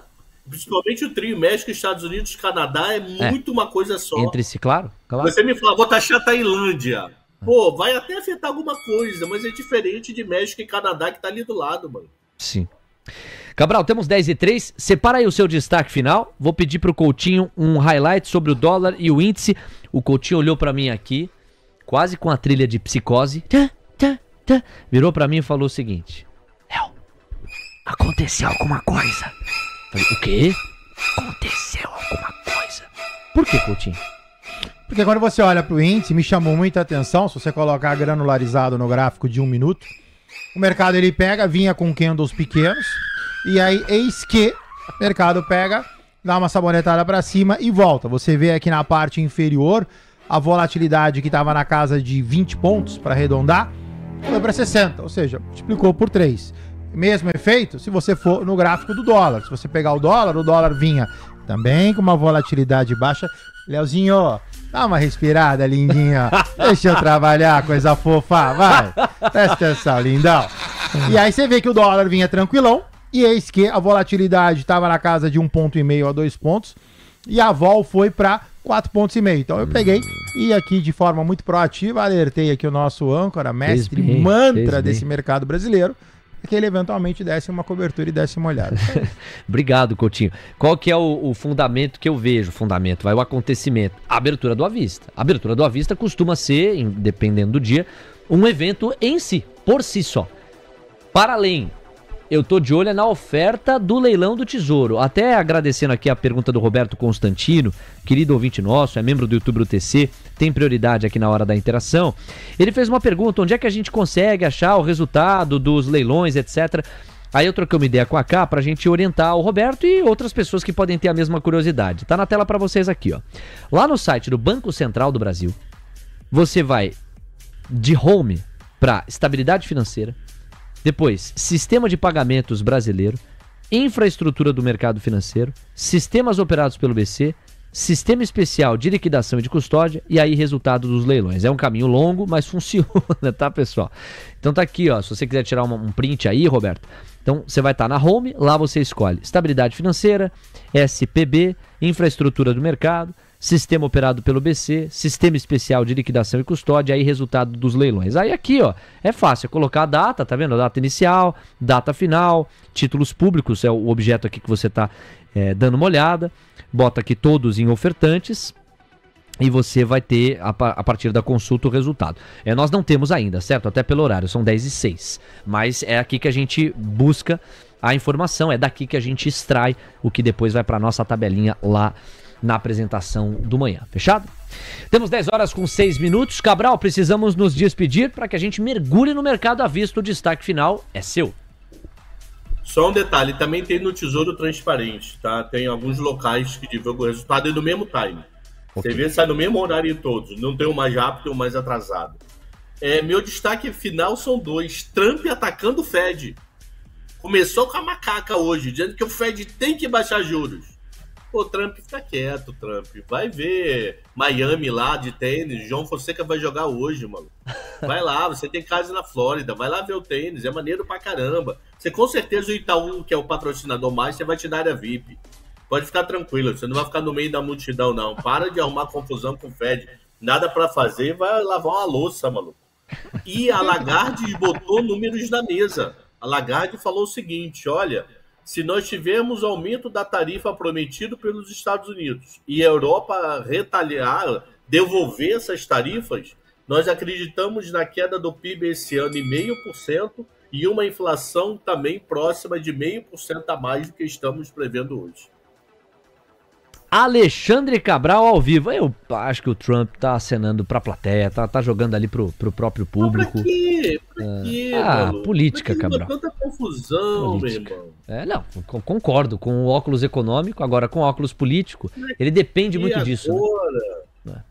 Pô, mas acabou de assumir o governo, deixa os caras trabalhar, vai arrumar confusão com a China, com o Canadá, com o Coutinho. Vai uma confusão qualquer mano. No que virou a política, Cabral, esse aceno pra plateia o tempo todo, a fim de você continuar hypado, é quase um imperativo, sobretudo nas políticas das democracias liberais ocidentais, entendeu? Deixa eu ver o que o Coutinho quer falar. Não, eu ia perguntar pro professor, professor, orçamento, o que você acha? Sai ou não sai? Sai, já tá combinado, sai. Vai ter conjunto hoje, Senado e Câmara dos Deputados, sai. O problema é que é coisa que a gente não sabe, Coutinho, o que foi definido nos bastidores para poder passar tão rápido. Porque chorar não é um gesto de covardia. Eu te explico, Cabral, em 2 eixos, tá? Eu te explico. O primeiro eixo começa 2 meses atrás, ou um pouco mais até, quando o Flávio Dino libera as emendas. Uma ou outra restrição, as emendas foram destravadas. Esse é o primeiro aspecto que asfaltou o entendimento a respeito do orçamento. A segunda, posso até mostrar a manchete para você. A segunda é essa aqui, ó. Então, essa aqui é a primeira. Deixa eu colocar com a manchete, vai ficar mais didático, ó. Dino homologa plano do Legislativo e Executivo para liberar emendas parlamentares. Atualizado em 26 aqui de fevereiro. É recente, certo? Foi no mês passado. Agora a segunda é essa aqui, ó. Deixa eu te sair daqui. Pronto. Ó. Senado aprova projeto que salva orçamento secreto por 66 votos a 2. Projeto prorroga o prazo de liquidação para o final do exercício de 2026. E tem um terceiro ainda. Lembra dos recursos esquecidos? Lembra, Cabral? Aqueles recursos que datam até do orçamento lá de 2019, que não haviam sido empenhados? Também houve uma vitória para o Congresso e esses recursos poderão ser acessados. São esses 3 aspectos que desembocam nesta manchete aqui, ó. Relator apresenta parecer para o orçamento de 2025 com superávit de 15 bilhões. Superávit previsto é equivalente a 0,1% do PIB, etc, etc, etc. Então, o bastidor tá mais claro do que a gente imagina, viu, professor? Um abraço. Eu não sabia desses detalhes, muito obrigado. Isso você só sabe na TC News. Valeu, Cabral. Até hoje, 5h30 com Medina. Tamo junto, obrigado, sempre bom tê-lo aqui. 10h10, o Mercado à Vista já é realidade, o Gabriel Junqueira já tá na ponta da conexão, Guto Cerávulo vai chegar, é o nosso time para cada movimentação do à vista. Curva de juros, 10 pontos base a mais nos prêmios. Dólar avançando 0,12%, R$5,670. Índice caindo 0,55%, índice futuro a 133.425 pontos. Léo, e o à vista, eu te conto. O à vista tá brigando com o futuro. No placar de 0-0. O Ibov não cai, 0,03% de avanço, 132.552 pontos. E olha que não é por falta de cor vermelha entre as blue chips, tá? Porque no verde só Eletrobras e Itaú. Bradesco 0-0, o resto cai tudo. A Camila já narra pra gente. Um destaque inicial rápido de Gabriel Junqueira. Bom dia pra você, Gabriel. Muito bom dia, Léo, bom dia, Coutinho, bom dia, Camila, bom dia, pessoal. Bom, o mercado hoje realizando um pouquinho, né, no globo como um todo, né, a gente viu um movimento muito forte nessa madrugada, principalmente no S&P 500, na China também está tendo um movimento de realização forte, alguns resultados de empresas chinesas não vieram muito bons, cito aqui a Pinduoduo, que vem sendo um destaque no setor de tecnologia chinês, né, então tudo isso somado tem trazido, né, um ar um pouco mais pessimista para o nosso mercado.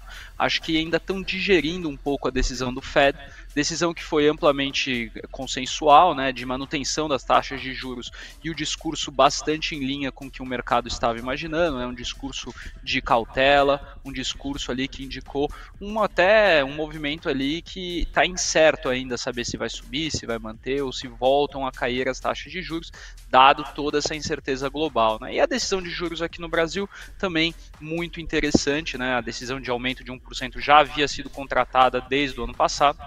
Isso foi mantido e a gente viu um Galípolo ali, um Copom, que deu um guidance de que vai subir uma taxa de juros. Não colocaram ali quanto que vai ser, porém o mercado trabalha já com pelo menos 0,5% contratado para a próxima reunião, Léo. 10:12, Leozinho, vem comigo aqui para a gente passar o recado do TC Seguros. O produto consórcio pode ter muito a ver com o seu perfil e pode fazer sentido para o seu momento ou sonho de planejamento patrimonial. QR Code está na tela, vem aí o recado do Fernando Brito para você se organizar, não só para entender um outro ângulo para se pensar consórcio, como para se planejar, porque no dia 15 de abril tem Olá Investidor com ele e o Vini. Fala aí, Brito. Vamos ser sinceros um com o outro? Quando você vê a palavra consórcio, isso te soa bem ou não? Provavelmente não. Muito por conta das experiências passadas e pelo modelo que até então era comercializado pelos bancos. Aqui é diferente. Aqui trazemos o consórcio 2.0. É uma nova forma de interagir com o consórcio e fazer estratégias eficientes de curto, médio e longo prazo. É a forma talvez mais eficaz de levantar capitais de maneira mais barata, até mesmo fazer capital de giro, aquisição de bens, veículos, troca de frota e muito mais. Essas e outras estratégias a gente pode te apresentar e trazer para você soluções interessantes. Você pode escanear o QR Code ou clicar no link da descrição. 10h13. Obrigado ao Fernando Brito. 15 de abril chega rápido. Olá, investidor especial para tirar todas as suas dúvidas a respeito do TC Seguros, neste caso, produto consórcio. 10h13. Olha os destaques da cobertura do mercado à vista hoje no Manhã TC News. Na tela. Exclusivo, na primeira oferta de ações do ano, Caixa Seguridade precifica papel em R$ 14,75 e follow-on movimenta 1,22 bilhão de reais. É complicado o português. É 1,22 bilhão de reais. Beleza, vai português. Moura do B, lucro avança, mas mão de obra preocupa. Portal Metro Quadrado. No Brasil Journal, Apvida tem melhor sinistralidade da história, mas depósitos judiciais não dão folga. Tem mais. Guararapes bate o mercado de novo com expansão de vendas e margens. E ainda, GM se une à Nvidia para projetar carros autônomos. O Gabriel Junqueira vai falar sobre tudo isso e muito mais. Antes, tem Guto Cerávulo, Central TC Investimentos. Eu quero parabenizar aqui o Guto. O Guto cada vez mais didático. Ontem ele mostrou pra gente o seguinte. Itaú Unibanco na máxima histórica. Tá legal, né? Cuidado. Máxima histórica. Por que não proteger?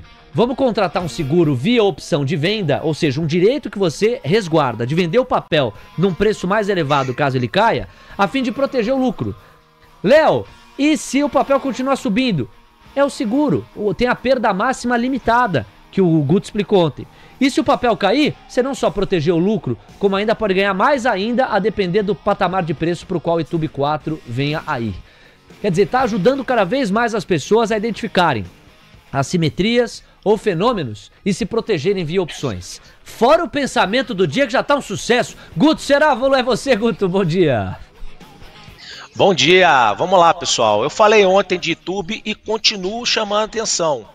Deixou um candle de indefinição. Ontem, um pequeno candle, tá? Hoje, a mesma coisa.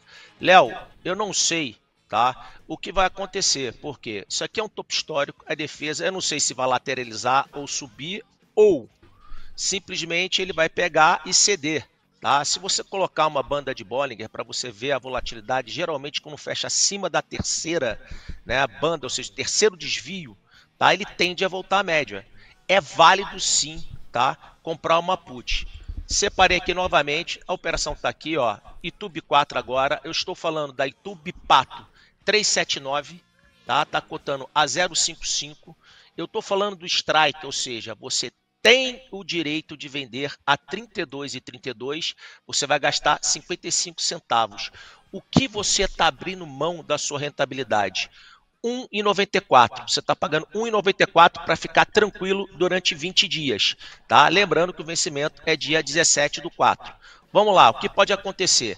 Se ficar abaixo de 32,32, né, você tem a perda máxima aqui de 1,90.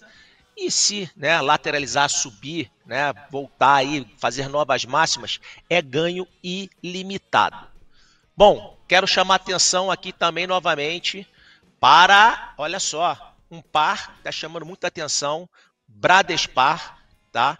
Por CSN Mineração, tá? Então, olha só, tá abaixo do terceiro desvio. Só que é o seguinte, o histórico, né, mostra que às vezes ele bate no terceiro desvio e abre, como fez aqui, ó.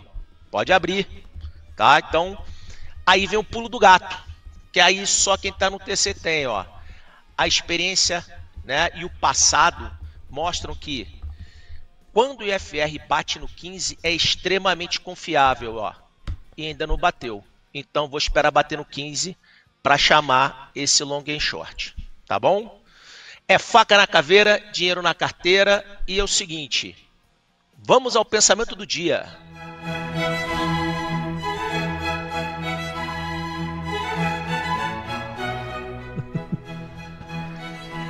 Turma, o rolê não vai pro brejo por quem está na maldade, mas sim por quem só fica de camarote vendo as vacas berrarem. Olha pra onde ele foi hoje, meu. Vamos lá, Guto. Com mais elegância. Repete. Vamos lá, pessoal. O mundo não será destruído por aqueles que fazem o mal, mas sim pelos que assistem sem fazer nada. Às 10h18, o herói da poesia, Guto Cerávulo. O Coutinho gosta, né, Coutinho? Olha o Coutinho aqui, ó. Olha o Coutinho, o maior fã do pensamento do dia, o Coutinho. 10h18. Ah, é um poeta esse Guto Cerávulo, hein, Coutinho? É, o Coutinho bugou. São 10h18, vamos lá com o Gabriel Junqueira. Gabriel, é o seguinte... Você viu todos os highlights que a gente separou. Antes de eu passar aqui pra cá, que vai fazer a leitura das Blue Chips, aliás, a maioria delas no vermelho, o Ibov agora tá caindo 0,02. 132.482 pontos, é o que a gente tem agora. É, pede calma pros caras aí, os caras estão brigando aí no fundo, hein, o Gabriel Junqueira. Santa Fé Investimentos passando por polêmicas nesse momento, você tá ouvindo uma gritaria aí no fundo, bicho. Ó, chama o juiz, filho, calma. 10h19. Gabriel, antes da Camila fazer a leitura aqui das Blue Chips, o Gabriel foi separar a briga lá. Então, enquanto ele respira, Camila Nascimento, vamos lá. Ambev e AWEG, as principais empresas da Bolsa Brasileira já precificadas. Depois se preparem, aquela bateria de manchetes pra gente tabelar com o Gabriel e o gráfico do Coutinho. Além do Se Vira, na FIBA, tudo isso no mercado à vista da cobertura do Manhã TC News. Pois não, Cá? Vamos lá, Ambev cai 0,58% aos R$ 13,60. B3 está na máxima do dia agora, mas está caindo 0,08% aos R$ 12,34. Banco do Brasil cai 0,04% aos R$ 28,39. Acompanha o setor que está caindo em bloco, com exceção de Itaú e Tube 4, que sobe 0,12% aos R$ 32,42. No vermelho, a gente tem Bradesco, que cai 0,24%. aos R$ 12,39 e Sambionze Santander, que cai 0,26% aos R$ 26,90. Depois Vale, cai 0,73% aos R$ 56,98. Indo para os papéis de Petrobras, Petri 3 cai 0,10% aos R$ 39,47. Petri 4 recua 0,22% aos R$ 36,08. E agora indo para os papéis de Eletrobras, uma das únicas blue chips que sobe. Agora, a Eletrobras avança 0,55% aos R$ 42,16. Tocou a máxima do dia agora, Elet 3. Elet 6 avança 0,13% aos R$ 45,48. Embraer registra queda de 1,31% aos R$ 78,22. E agora, indo para o setor de mineração e siderurgia, a gente tem Usim 5, Uzi Minas, caindo 0,67%, estava na mínima do dia, agora há pouco, cotando R$ 5,90. CSN, também na mínima, cota R$ 10, com queda de 0,60%. Gerdau recua 0,29% aos R$ 17,19. Suzano, também é uma das poucas exceções, está no verde, sobe 0,36% aos R$ 55,05. MGU 3, Magazine Luiza cai 0,67% aos R$ 10,36. VEG tá no 0 a 0, tá querendo virar, mas ainda é em território negativo, com recuo de 0,02% aos R$ 48,13. Enquanto eu tava lendo o panorama das blue chips, o dólar renovou a máxima do dia, foi isso? Com alta de 0,24%, R$ 5,676, Coutinho, nesse momento. Dá uma olhadinha pra gente no dólar futuro? Vamos lá, Can. Olha só, pessoal. O dólar, ele faz aqui, sobe, lateraliza, sobe. Na minha última entrada, falei que o dólar fazia um novo envelopezinho de alta, a priori, tudo sob controle. Então, sobe, lateraliza, sobe, lateraliza, sobe. O dólar atingiu aquele 5,678 que a gente comentou. Se você pegar e eventualmente der uma fibadinha só para ver a extensão do movimento, nota que eu não tô pegando este envelope que é o mais recente. Eu tô pegando o movimento anterior para quê? Para ver até onde vai. Aí o Vibufem faz a sua mágica, olha só, essa resistência pontilhada, ela coincide com a expansão do Fibo, então aqui realmente é uma resistência. Quem está comprado no dólar nesse exato momento, fique atento, porque aqui está numa região de inflexão, ou seja, baixa. Se subir, a gente vai ter que aguardar um par de candles. Números, R$ 5,686. Objetivo final deste Fibo, que é o anterior, R$ 5,699. Coutinho, vamos começar analisando o Itube 4, Itaú, no setor financeiro, né? Entre os bancões, aliás, é o único papel que está subindo, avança 0,22%. Inclusive, foi um pedido que chegou por aqui do Mendonça no nosso WhatsApp, pedindo análise no curtíssimo prazo de Itube 4. Bora, Itube 4 então, sobe, corrige, sobe, tranquilão, atingiu 3270, figura a priori extremamente promissora, ou seja, você tem aqui um possível envelopezinho de alta, sobe, lateraliza, continua subindo. De qualquer forma, vale a colocação do Guto, ou seja, eu tô na máxima, a formação gráfica de 3 candles ela ainda é insuficiente para uma eventual alta, então pode corrigir, vale um segurinho, seja feito com put, seja feito com stop loss, se tudo der certo. Objetivo desse cara, 3397. Coutinho, ainda nas blue chips, vale destacar também Embraer, que está caindo 2,33%, está na mínima do dia agora, R$ 77,47. É o papel que mais, o segundo papel, aliás, que mais tira pontos do Ibovespa, só está perdendo para VEG, e Embraer tira 86 pontos do índice, Coutinho. Bora. Embraer a priori, com essa baixa de 2,47, não muda nada, tá? Então, o mercado tem aqui um pivô de alta, o mercado faz um envelope, o mercado sente R$ 78,75, que você tem por falta de duas resistências, você tem a Salmão e você tem a segunda linha do Fibo. De qualquer forma, a queda não muda o nosso racional, Embraer permanece altista, quem está comprado permanece bem comprado, objetivo de Embraer teria que, fazer uma voltinha, virar e subir, 8627. Perfeito, Coutinho. Um outro destaque agora por aqui, ainda no painel das blue chips, Eletrobras é uma das poucas blue chips que está subindo agora, Elet 3 avançando 0,48%. Double clique nesse cara e vamos ver o que acontece. Recordar é viver, sempre. Olha só, sobe, corrige, sobe, lateraliza, sobe. Eletrobras extremamente bem desenhada. Cota 4216, pit stop dela, o primeiro 4166, um pit stop de um Fibo menor. Rompeu. Agora, o pit stop do Fibo principal. R$42,41. Ativo cota, 4,217. Eu tô na cara do gol, 20 e poucos centavos, para Elete bater no seu primeiro objetivo. Quem tá comprado, fique atento. Vale aí, eventualmente, o mesmo raciocínio, proteção com opções, aqui a liquidez é um pouco diferente, ou colocação de um stop loss nessa região. 10 horas, 25 minutos. Atenção, galera. Primeiro destaque aqui pro Gabriel Junqueira comentar. Vem pra cá, Gabriel, na esperança de que você tenha apartado a briga aí, que o couro tava comendo na Santa Fé Investimentos, hein? Daqui a pouco ele nos conta. Rapaz, teve que ser um Arnaldo César Coelho. O Gabriel Junqueira, amigo. Chegou ali quase como um Marcília, um Wright. Falou assim, você para lá, você para cá. Eu tô na TC News e agora eu é que vou falar. Esse é o Gabriel Junqueira lá. Tá vendo? Teve tiro, porrada e bomba lá. Exclusivo. Valor Econômico destaca. Na primeira oferta de ações do ano, Caixa Seguridade precifica papel em R$ 14,75 e follow-on movimenta 1,22 bilhão de reais. A oferta foi secundária, ou seja, os recursos não foram para o caixa da empresa. Daí o Gustavo, aqui no nosso chat, quer ver o glorioso Gustavo Vieira, membro do YouTube do TC, diz assim, Leozinho!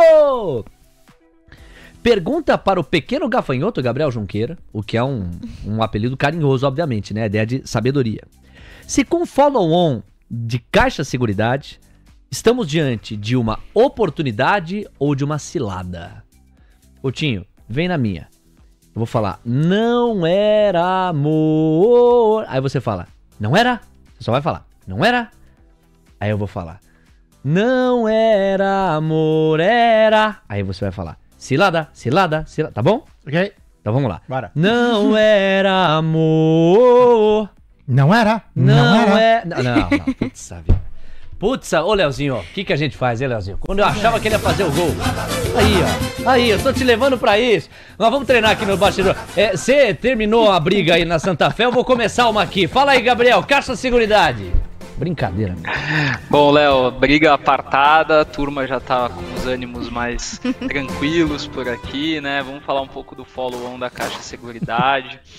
A Caixa Seguridade é um baita papel, diga-se de passagem, acho que é um papel que eu gosto bastante, tem muito fundamento, vem entregando resultado há bastante tempo, olhar o gráfico também, é uma baita empresa. E eles fizeram esse follow-on muito em função do free float da empresa, né, que acabou ficando um pouco abaixo do limite da B3, tanto que é uma oferta secundária, em que o vendedor foi a própria controladora, né, a própria Caixa Econômica Federal. Então, isso traz aqui, né, um perfil, né, para esse follow-on que aumenta a quantidade de ações em circulação de forma considerável para poder atingir o mínimo da B3, né? Então não foi aí uma oferta que eu vejo aqui como perigo ou oportunidade, até porque o desconto também foi bem baixo em relação ao preço de tela, né? Caixa Seguridade no gráfico de Marcelo Coutinho, o maior pagodeiro da Faria Lima. Bora lá. A CXSE3 está lateralizado, sobe, corrige, sobe, lateraliza. Se é formação gráfica extremamente beneficiosa para os comprados. Hoje, lamentavelmente, gapa 3,14%. Esse gap, ele é para o mais arrojado uma oportunidade de compra. O ativo está sob suporte, parte inferior do canal. O mais arrojadinho pode socar a boleta de compra. Você está comprando o fundo de um canal de um envelope de alta. Mais conservador, se quiser preferir, simplesmente aguarda. De qualquer forma, figura altista.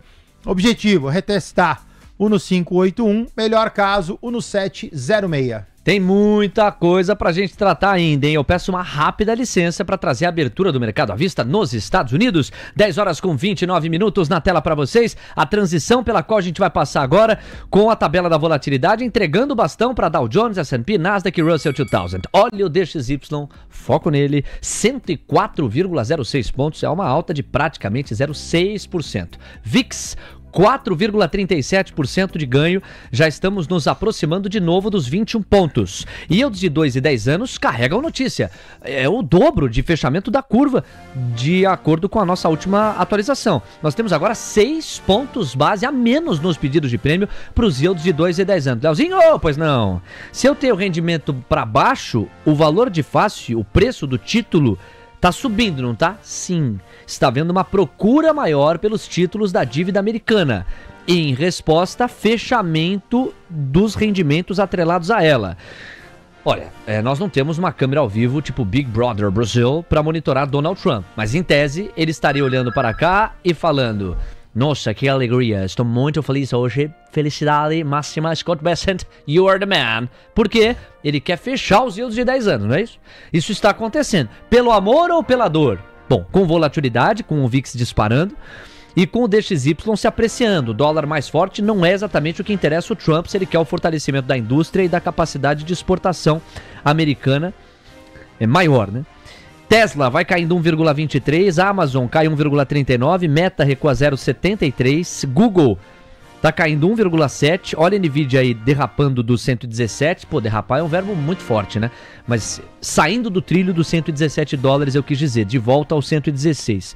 Apple tá caindo 1% e Microsoft 1,08%. AK passa por Dow Jones, por S&P, pelo Nasdaq e pelo Russell 2000. E olha que tem chinelada, já já eu venho pro Brasil. Pois não, Cá? Vamos lá, o S&P 500 está recuando 0,76% aos 5.640 pontos.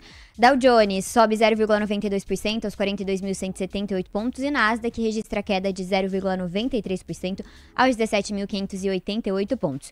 O Russell 2000, índice de small caps, perde 0,80% aos 2.065 pontos. Léo. Obrigado, Cá, anotado. Da porta para dentro, a abertura do à vista americano, invariavelmente contrata impacto. Não foi diferente hoje, hein? Coincide com a abertura do mercado à vista nos Estados Unidos, uma virada forte ou um encorpamento forte do dólar. O dólar foi buscar máxima nos R$ 5,688. Máxima intradiária do dólar, R$ 5,688. Um avanço de 0,45%, 0,44%. Olha o juro, foca no juro longo. Nós temos 15 pontos base, mais, hein? Ih, rapaz. Temos 16 pontos base e meio na média. Mas assim, se você pegar só a ponta longa da curva de juros, a gente está falando já de 21 pontos a mais. O que é que está acontecendo, hein? Raciocínio é oposto em relação à curva de juros Leilão. Lá nos Estados Unidos. E aqui há um ajuste dessa curva. O Cabral até minimizou isso na sua primeira fala, só que a primeira fala dele ocorreu quando a curva pedia 10 pontos base a mais nos prêmios. Agora são 20, Cá. Isso aqui para mim tem a ver com a oferta do leilão. Vamos ver se a gente já tem essas informações. Saíram as ofertas? Ainda não. Mas 10,5 é uma faixa muito comum aqui da gente ter a oferta do leilão. E claro que você tem a abertura do mercado à vista nos Estados Unidos também, né? É uma curva mais estressada que a gente tá vendo hoje. Olha o dólar aí, ó. Máxima de novo, R$ 5,689. Estamos voltando para R$ 5,59,69, R$ 5,69. E o Ibov, por outro lado, continua renovando o máximo, hein? Ibov à vista, avançando 0,09%, são 132.595 pontos. Vamos lá, a Cá chamou leilão, mas não é o do Tesouro, é o leilão de Enjoei, pois não. Enjoei foi para leilão com uma queda de 7,94% na mínima do dia, cotando R$ 1,16. Nossa. A companhia divulgou o balanço ontem, Léo. Enjo 3. É mais um dos nossos destaques. Tá aí, ó. Enjo 3 com uma queda que dá enjoo mesmo. Quem está nessa montanha-russa, ó. Brusca queda. Daqui a pouco você fala de Enjoei. Temos 10h34. Antes, Coutinho, você vai falar do dólar, naturalmente, né?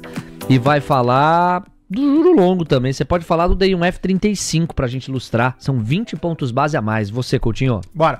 Dólar no diário, pessoal. Recordar é viver, minha primeira participação pela manhã.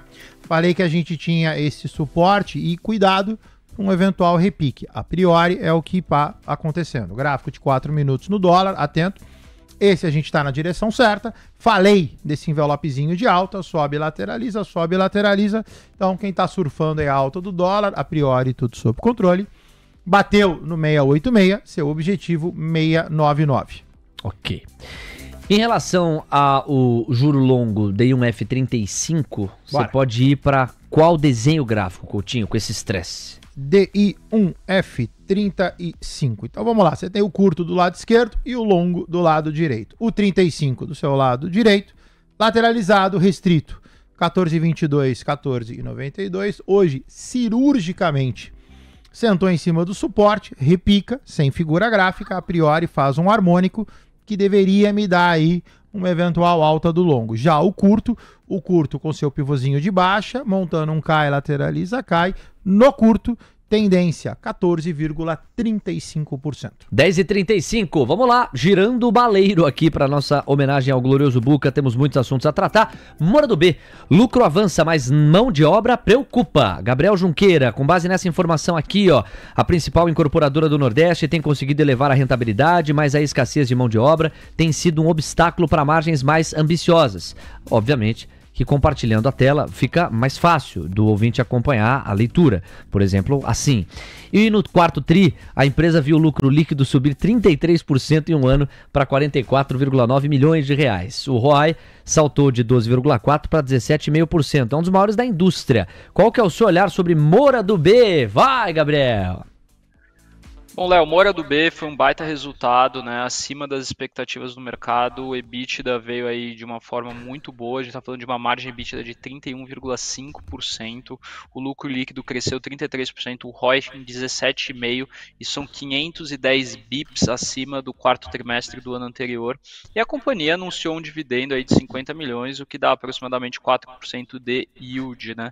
Moura do B é uma tese muito interessante, uma tese que fez o IPO para fazer o turnaround da empresa e agora está começando a colher os frutos. Acho que é uma empresa aí que tem tudo para performar muito bem aí no próximo movimento de alta das construtoras, né? Essa questão da mão de obra, Léo, é uma questão global, né? Não é só na Moura do B, né? É um problema que a gente enfrenta em diversos setores, como o setor do agronegócio também, e não só nessa empresa, como as outras de construção civil estão passando pela mesma situação. Temos 10h36, o Coutinho vai para o gráfico de Moura do B, mas a gente vai precisar trazer o leilão. A oferta do Tesouro foi divulgada. Volumes maiores mesmo, como já se imaginava para os leilões de quintas-feiras ou das quintas-feiras, ou a gente tem até um recuo, eventualmente, nesse volume de ofertas do Tesouro. Diga aí pra gente. Em LTNs com vencimento em 2026 foram ofertadas 2 milhões de títulos, com vencimento em 2027 4 milhões. Em LTN, com vencimento em 2029, a oferta foi de 10 milhões e com vencimento em 2032, a oferta foi de 4 milhões. Já NTNFs com vencimento em 2031, a oferta foi de 5 milhões e com vencimento em 2035, também de 5 milhões. Léo? Olha, são milhões e milhões e milhões, né, que foram destacados pela Camila. A gente tem a tabelinha aqui para ilustrar essa dinâmica. Vamos lá, essa faixa das 10... sempre agitada, do jeito que a gente gosta, mas é um leilão gordo sim, um leilão encorpado, né? Vamos lá, ó. Colocar na tela para vocês. Aqui.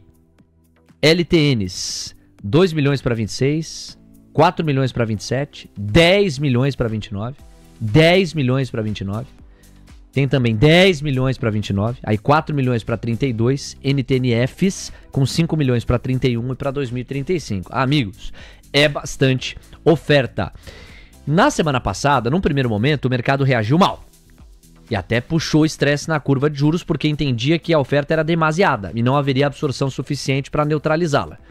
Depois teve que correr atrás. Errou na antecipação. Porque houve demanda e aí a curva fechou em resposta ao sucesso do leilão. Hoje vai ser diferente? Vai ser igual?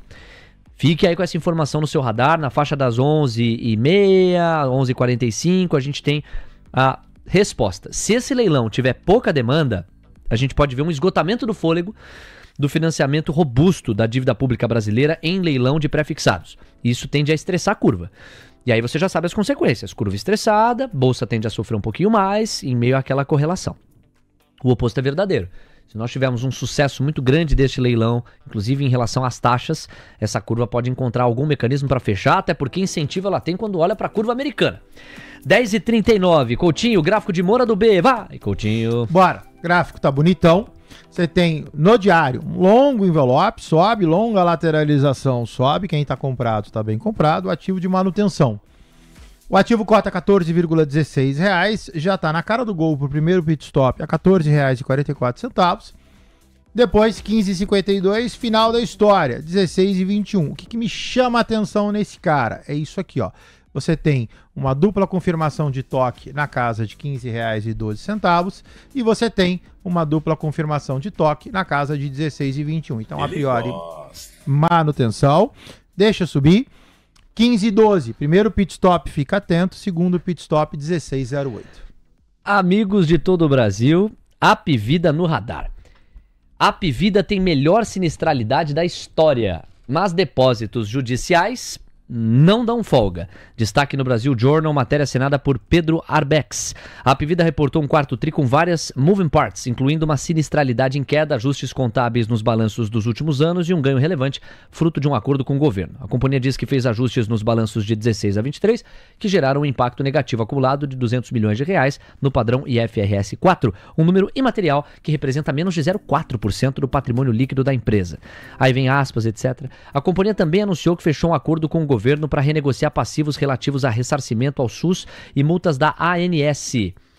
E aí vai a matéria, para dizer que com isso a Hapvida reportou um EBITDA de 1,06 bilhão em linha com consenso e a margem EBITDA ficou em 10,3% que no quarto tri de 23 e agora subiu para 13,4%. Gabriel Junqueira, Hapvida no seu olhar fundamentalista desperta qual balanço, qual foco, qual fotografia para o nosso público? Bom, Léo, a Hapvida reportou uma receita líquida ali, a gente falou, né, 7,47 bilhões, um aumento de quase 8% no ano contra ano. Isso teve um crescimento líquido aí de 20,3 mil beneficiários, isso foi acima da expectativa, muito bom. O EBITDA chegou em 965 milhões de reais, margem de 12,9%, 90 bips acima da projeção do mercado, né? Então reflete ali uma melhor verticalização, um melhor controle de custos e tudo mais. O lucro realmente foi impactado por essas provisões judiciais e isso de fato atrapalhou demais a empresa e também teve a cobertura de provisões civis que subiu para 104%, embora, né, a gente tenha visto essas despesas judiciais atrapalhando demais a última linha ali da DRE. Tudo isso somado, Léo, a tese de Hapvida é uma tese que eu particularmente assim prefiro ficar de fora, né? Eu olho para esse setor com muito mais carinho para Redditor, por exemplo, que acho que tem um ambiente muito mais integrado com hospitais, marcas de hospitais de melhor qualidade, do que olhar para a Hapvida, que é uma tese que para mim ainda teve muitos problemas de integração desde a época que ela comprou a Notre Dame. Então tudo isso somado aqui, eu olho para o setor de saúde muito mais para a Redditor do que para a Hapvida, apesar que a empresa abriu pior, já está no leilão aqui, subindo alguma coisa, então isso é positivo, né? O grande destaque mesmo, que eu acho que a gente tem que ficar atento aqui nessa manhã, está sendo Minerva, Léo, e aí o boi tá voando, viu? Vamos falar dele, é o nosso próximo assunto aqui. Coutinho, vamos lá, Hapvida. A Hapvida subiu 10% se você considerar o pior momento do dia de hoje e a cotação atual, embora o papel esteja em leilão de alta, tá, pessoal? Vai lá, Coutinho. Perfeito, olha só, pessoal, Hapvida lateralizada, restrita 2,11, 2,43, longo canal desde dezembro 24. O que a gente estava falando aqui nos bastidores é o seguinte, se você pegar a barra de hoje, o candle de hoje, ele subiu de 2,06 até 2,26. Então, se você pegar aqui o Prost, tem até uma ferramentinha que ele te dá o comprimento da barra. Então, a Hapvida hoje subiu 10%. Aí você olha no HB e fala assim, pô, mas fala 0,44. 0,44 do momento presente até o fechamento de D-1, que é ontem. Então, o ativo abriu em baixa, subiu 9,66%, entrou em leilão. Nesse momento, está no 0 a 0. Minerva reverte lucro e tem prejuízo de 1,57 bilhão de reais no quarto tri. Já o EBITDA consolidado da processadora de alimentos foi de 943,7 milhões de reais no período, crescimento de 55,8% ano a ano. E Minerva, Gabriel Junqueira? Oh, Léo, o boi tá voando, né? Minerva subindo quase 10% hoje, né? Incrível a performance do que a gente carinhosamente chama de kit churrasco, né, essa semana. Então, não só Minerva, como a JBS, a Marfrig e a BRF tiveram uma semana para guardar de recordação muito positiva. Agora, falando do resultado de Minerva, né, então a Minerva teve uma receita líquida de 10,7 bilhões, um crescimento de 26% no trimestre, e isso aconteceu pela integração dos ativos adquiridos da Marfrig. Então, a partir de agora, os ativos que ela adquiriu da Marfrig já fazem parte da operação e iniciou o processo de turnaround. Então isso tudo é muito positivo. Acho que uma das grandes pontos aqui de interrogação na tese da Minerva, que era sobre como que ela ia fazer essa integração, como é que esses ativos vão ser colocados, eles já foram colocados. Quando a gente olha no balanço, né, o nível de utilização ainda está baixo, a margem desses ativos ainda está baixa, então tudo isso já atrapalha a empresa um pouquinho para que ela faça aí o desenvolvimento do seu resultado financeiro. Porém, grande parte já foi andado, porque tudo aquilo que a gente pensava de como que ele vai fazer, o deal, passou, não passou, depois do CAD, o CAD vetou no Uruguai, depois voltou atrás e tudo mais, isso tudo já foi superado. E a partir de agora é a capacidade da empresa de conseguir entregar resultado nesses novos ativos que vai ser medida pelo mercado. E isso tem sido positivo, porque a Minerva tem sim um histórico muito bom de fazer turnaround de ativos e pode conseguir dessa vez entregar. Eu acho que o papel sofreu demais, Léo. Quando a gente olha no ano passado, JBS subiu 60%, Marfrig e BRF subiram 100% do ano de 2024 e a Minerva caiu, ela ficou para trás. Esse preço de tela, ele precifica um cenário de apocalipse. E o apocalipse cada vez mais distante com esse resultado que a gente está vendo. Ah, teve prejuízo? Não é? Teve prejuízo porque pagou R$1 bilhão para a Marfrig nos ativos, né, no trimestre. Aí é complicado também, né? Então, tudo isso, quando você olha e tira, né, esses efeitos não recorrentes, você vê um resultado de uma empresa que pode começar a entregar alguma coisa daqui para frente, Léo. Então, para a gente ficar muito atento, porque é uma empresa que estava muito amassada. Pois é, e aí, ó, se você olhar pro gráfico, vivia um drama, amigo. Era um cai, lateraliza. Opa! Aí vem a redenção. Vem a virada. Candle a candle. E a gente começa a ver, ó, o milagre de Minerva. O gestor latino gosta. Já te contei essa aí. Oh, baby Minerva. E neste momento, latino está vibrando. Latino olha e fala, Minerva que eu te quero, Minerva. Olha lá, ó. É alta atrás de alta. Quem é o cantor? Fala, Coutinho. Bora. Vamos lá, pessoal. Minerva, quando você dá um zoomzão pra entender, quando o Junqueira fala que o papel tava amassado, você vê que realmente Minerva tava com 2020, tá? E aí Minerva veio assim, com cai, lateraliza. Minerva fez, eu coloquei aqui essa seta, a sua primeira figura muito pequena de reversão, que foi esse sobe, lateraliza, sobe, montou aqui o seu primeiro envelopezinho de alta, aí testou e agora foi embora. Cota R$ 6,08. Ativo de manutenção, não tenho nenhuma figura gráfica longa para suportar, então por favor, colhem o stop. O objetivo desse cara, 6,35. 10h47. Agora o drama quem vive somos nós, Gabriel Junqueira, porque praticamente não há mais tempo. Vou pedir em cima dos destaques que você separou, que você pincele ou pince um que te pareça o mais legal pra gente fechar o raciocínio à vontade e a gente volta a se encontrar amanhã. Bom, Léo, dos resultados que saíram, né, eu queria destacar a Randon, porque Randon teve, né, a gente falou muito da Frasli ontem, a Randon não veio com um resultado muito positivo, ela continua sofrendo muito com a alavancagem, com a dívida, então é uma empresa que está, apesar de ter uma subsidiária muito positiva, está deixando um pouco a desejar nos fundamentos, né, então queria chamar a atenção para a gente olhar para esse papel, porque ele está caindo bastante no pregão de hoje, e isso tem sido um recorrente até na tese da Randon, né? E por fim, Léo, fica o convite aqui para quem quiser acompanhar esses resultados com mais detalhe, tá tudo lá na plataforma do TC, e quem não tá no grupo da Santa Fé Investimentos, entra lá porque tá bem bacana, a gente tá fazendo muitas análises, hoje mesmo teve análise até de empresa da China que a gente colocou lá, então valeu pessoal, grande abraço e até a próxima. Gabriel, Cuida da cozinha aí na Santa Fé, hein, bicho. Não queremos violência neste programa. Mais cedo teve, mas o Gabriel já ajeitou a... Olha, tá começando tudo de novo lá. Gabriel, vai lá, deixa eu te liberar, porque a coisa tá feia aí, pelo que eu tô ouvindo dos efeitos sonoros. Aí, a polícia. 10h49. Um abraço pro Gabriel Junqueira. É brincadeira, obviamente, né? Coutinho, fala. Tá preparado pra se virar na FIBA? Bora, lindo. Então, agora é a hora. Preparados? Temos aqui 3 minutos e meio de Se Vira na FIBA. Começamos com Wagner Ramos, ele quer Bahia 3. Bahia 3, vamos lá. Double clique nesse cara e zoomzão. O ativo sobe, o ativo lateraliza, o ativo sobe. Envelopaço de alta extremamente bem desenhado. Ativo de manutenção, 7,35, 8,17. Ai, que grafista diz, JBS S3 está subindo como uma pomba louca. Bora, o ativo cota R$ 40,86. Dentro de um longo canal, atinge resistência, fica atento. O ativo subiu um palavrão sem figura gráfica que o suporta, pode virar em função de uma harmônica. Cola o stop, R$ 40,62. Lucas Ham fala de NVIDIA. NVIDIA lá fora, então vamos lá. Então troca de plataforma, NVDA Enter e NVIDIA na tela. O ativo cota $118,76. Cai, corrige, cai. sobe, faz um movimento de convergência. Nota que eu tenho os topos descendentes e fundos ascendentes.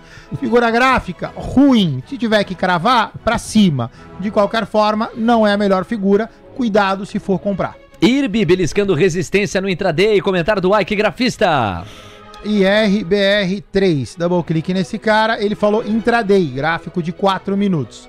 Vamos dar uma olhada. Olha só, o ativo sobe, longa lateralização, sobe. E aí vai subindo. Já passou, imagino que seja esse o primeiro ponto dele, 50,91. O ativo cota, 51,42. IRB altista, ativo de manutenção, fora do envelope, colo stop. Meu amigo Samuel tá querendo saber a diferença entre envelope de alta e pivô de alta. Envelope de alta é isso aqui, ó. O mercado sobe, lateraliza e sobe. Por que envelope de alta? Porque a ponta inicial é a que dá a direção. Então ele sobe, ele é um envelope de alta. Ele cai, ele é um envelope de baixa. Pivô, o mercado sobe e ele não lateraliza, ele corrige. Então você tem sobe, lateraliza, sobe, sobe, corrige, sobe. Paulo César tá pedindo aqui Guararapes, Guar 3. Guar 3, enter. Então vamos voltar pro diário. No caso de Guararapes, tem uma manutenção altista, o ativo desacelera em 7,49. Esse FIBO a gente pode até tirar, e a figura gráfica que melhor comporta essa montagem é isso daqui. O ativo cota 7,50, altista, cai 4,34, não muda o racional, que permanece objetivo 8,31. 10 horas com 51 minutos, quer fechar com chave de ouro? Olha o comentário que chegou lá no chat, Coutinho. Quero mais uma vez agradecer toda a família TC que me ajudou com sabedoria e conhecimento para conseguir consistência. Deus abençoe a todos, acreditem, é possível viver desse mercado. Parabéns, só subiu o nome, ele não consegui ver o nome dele. Rafa Hakuna Matascar, salva de palmas para o Rafa. Obrigado, Rafa. Muito bom, meu garoto. Obrigado por dividir, a gente que agradece a sua participação e o seu carinho aqui todo dia. Coutinho, se virou na FIBA. Muito obrigado. Demos um show aqui de cobertura. A gente volta a falar amanhã. Tchau, lindão. Um abraço pra você. Obrigado, bom dia, tá? Pra você também. Tchau, pessoal. Tchau, Cami. Vou bater um papo ali com o meu moreno. Amanhã tem Fiboninha, hein? Amanhã tem Fiboninha. Não esqueça. Tem Fiboninha, não esqueça. Pra alegria de Kleber Neves. A maior fã da Fiboninha aqui no chat.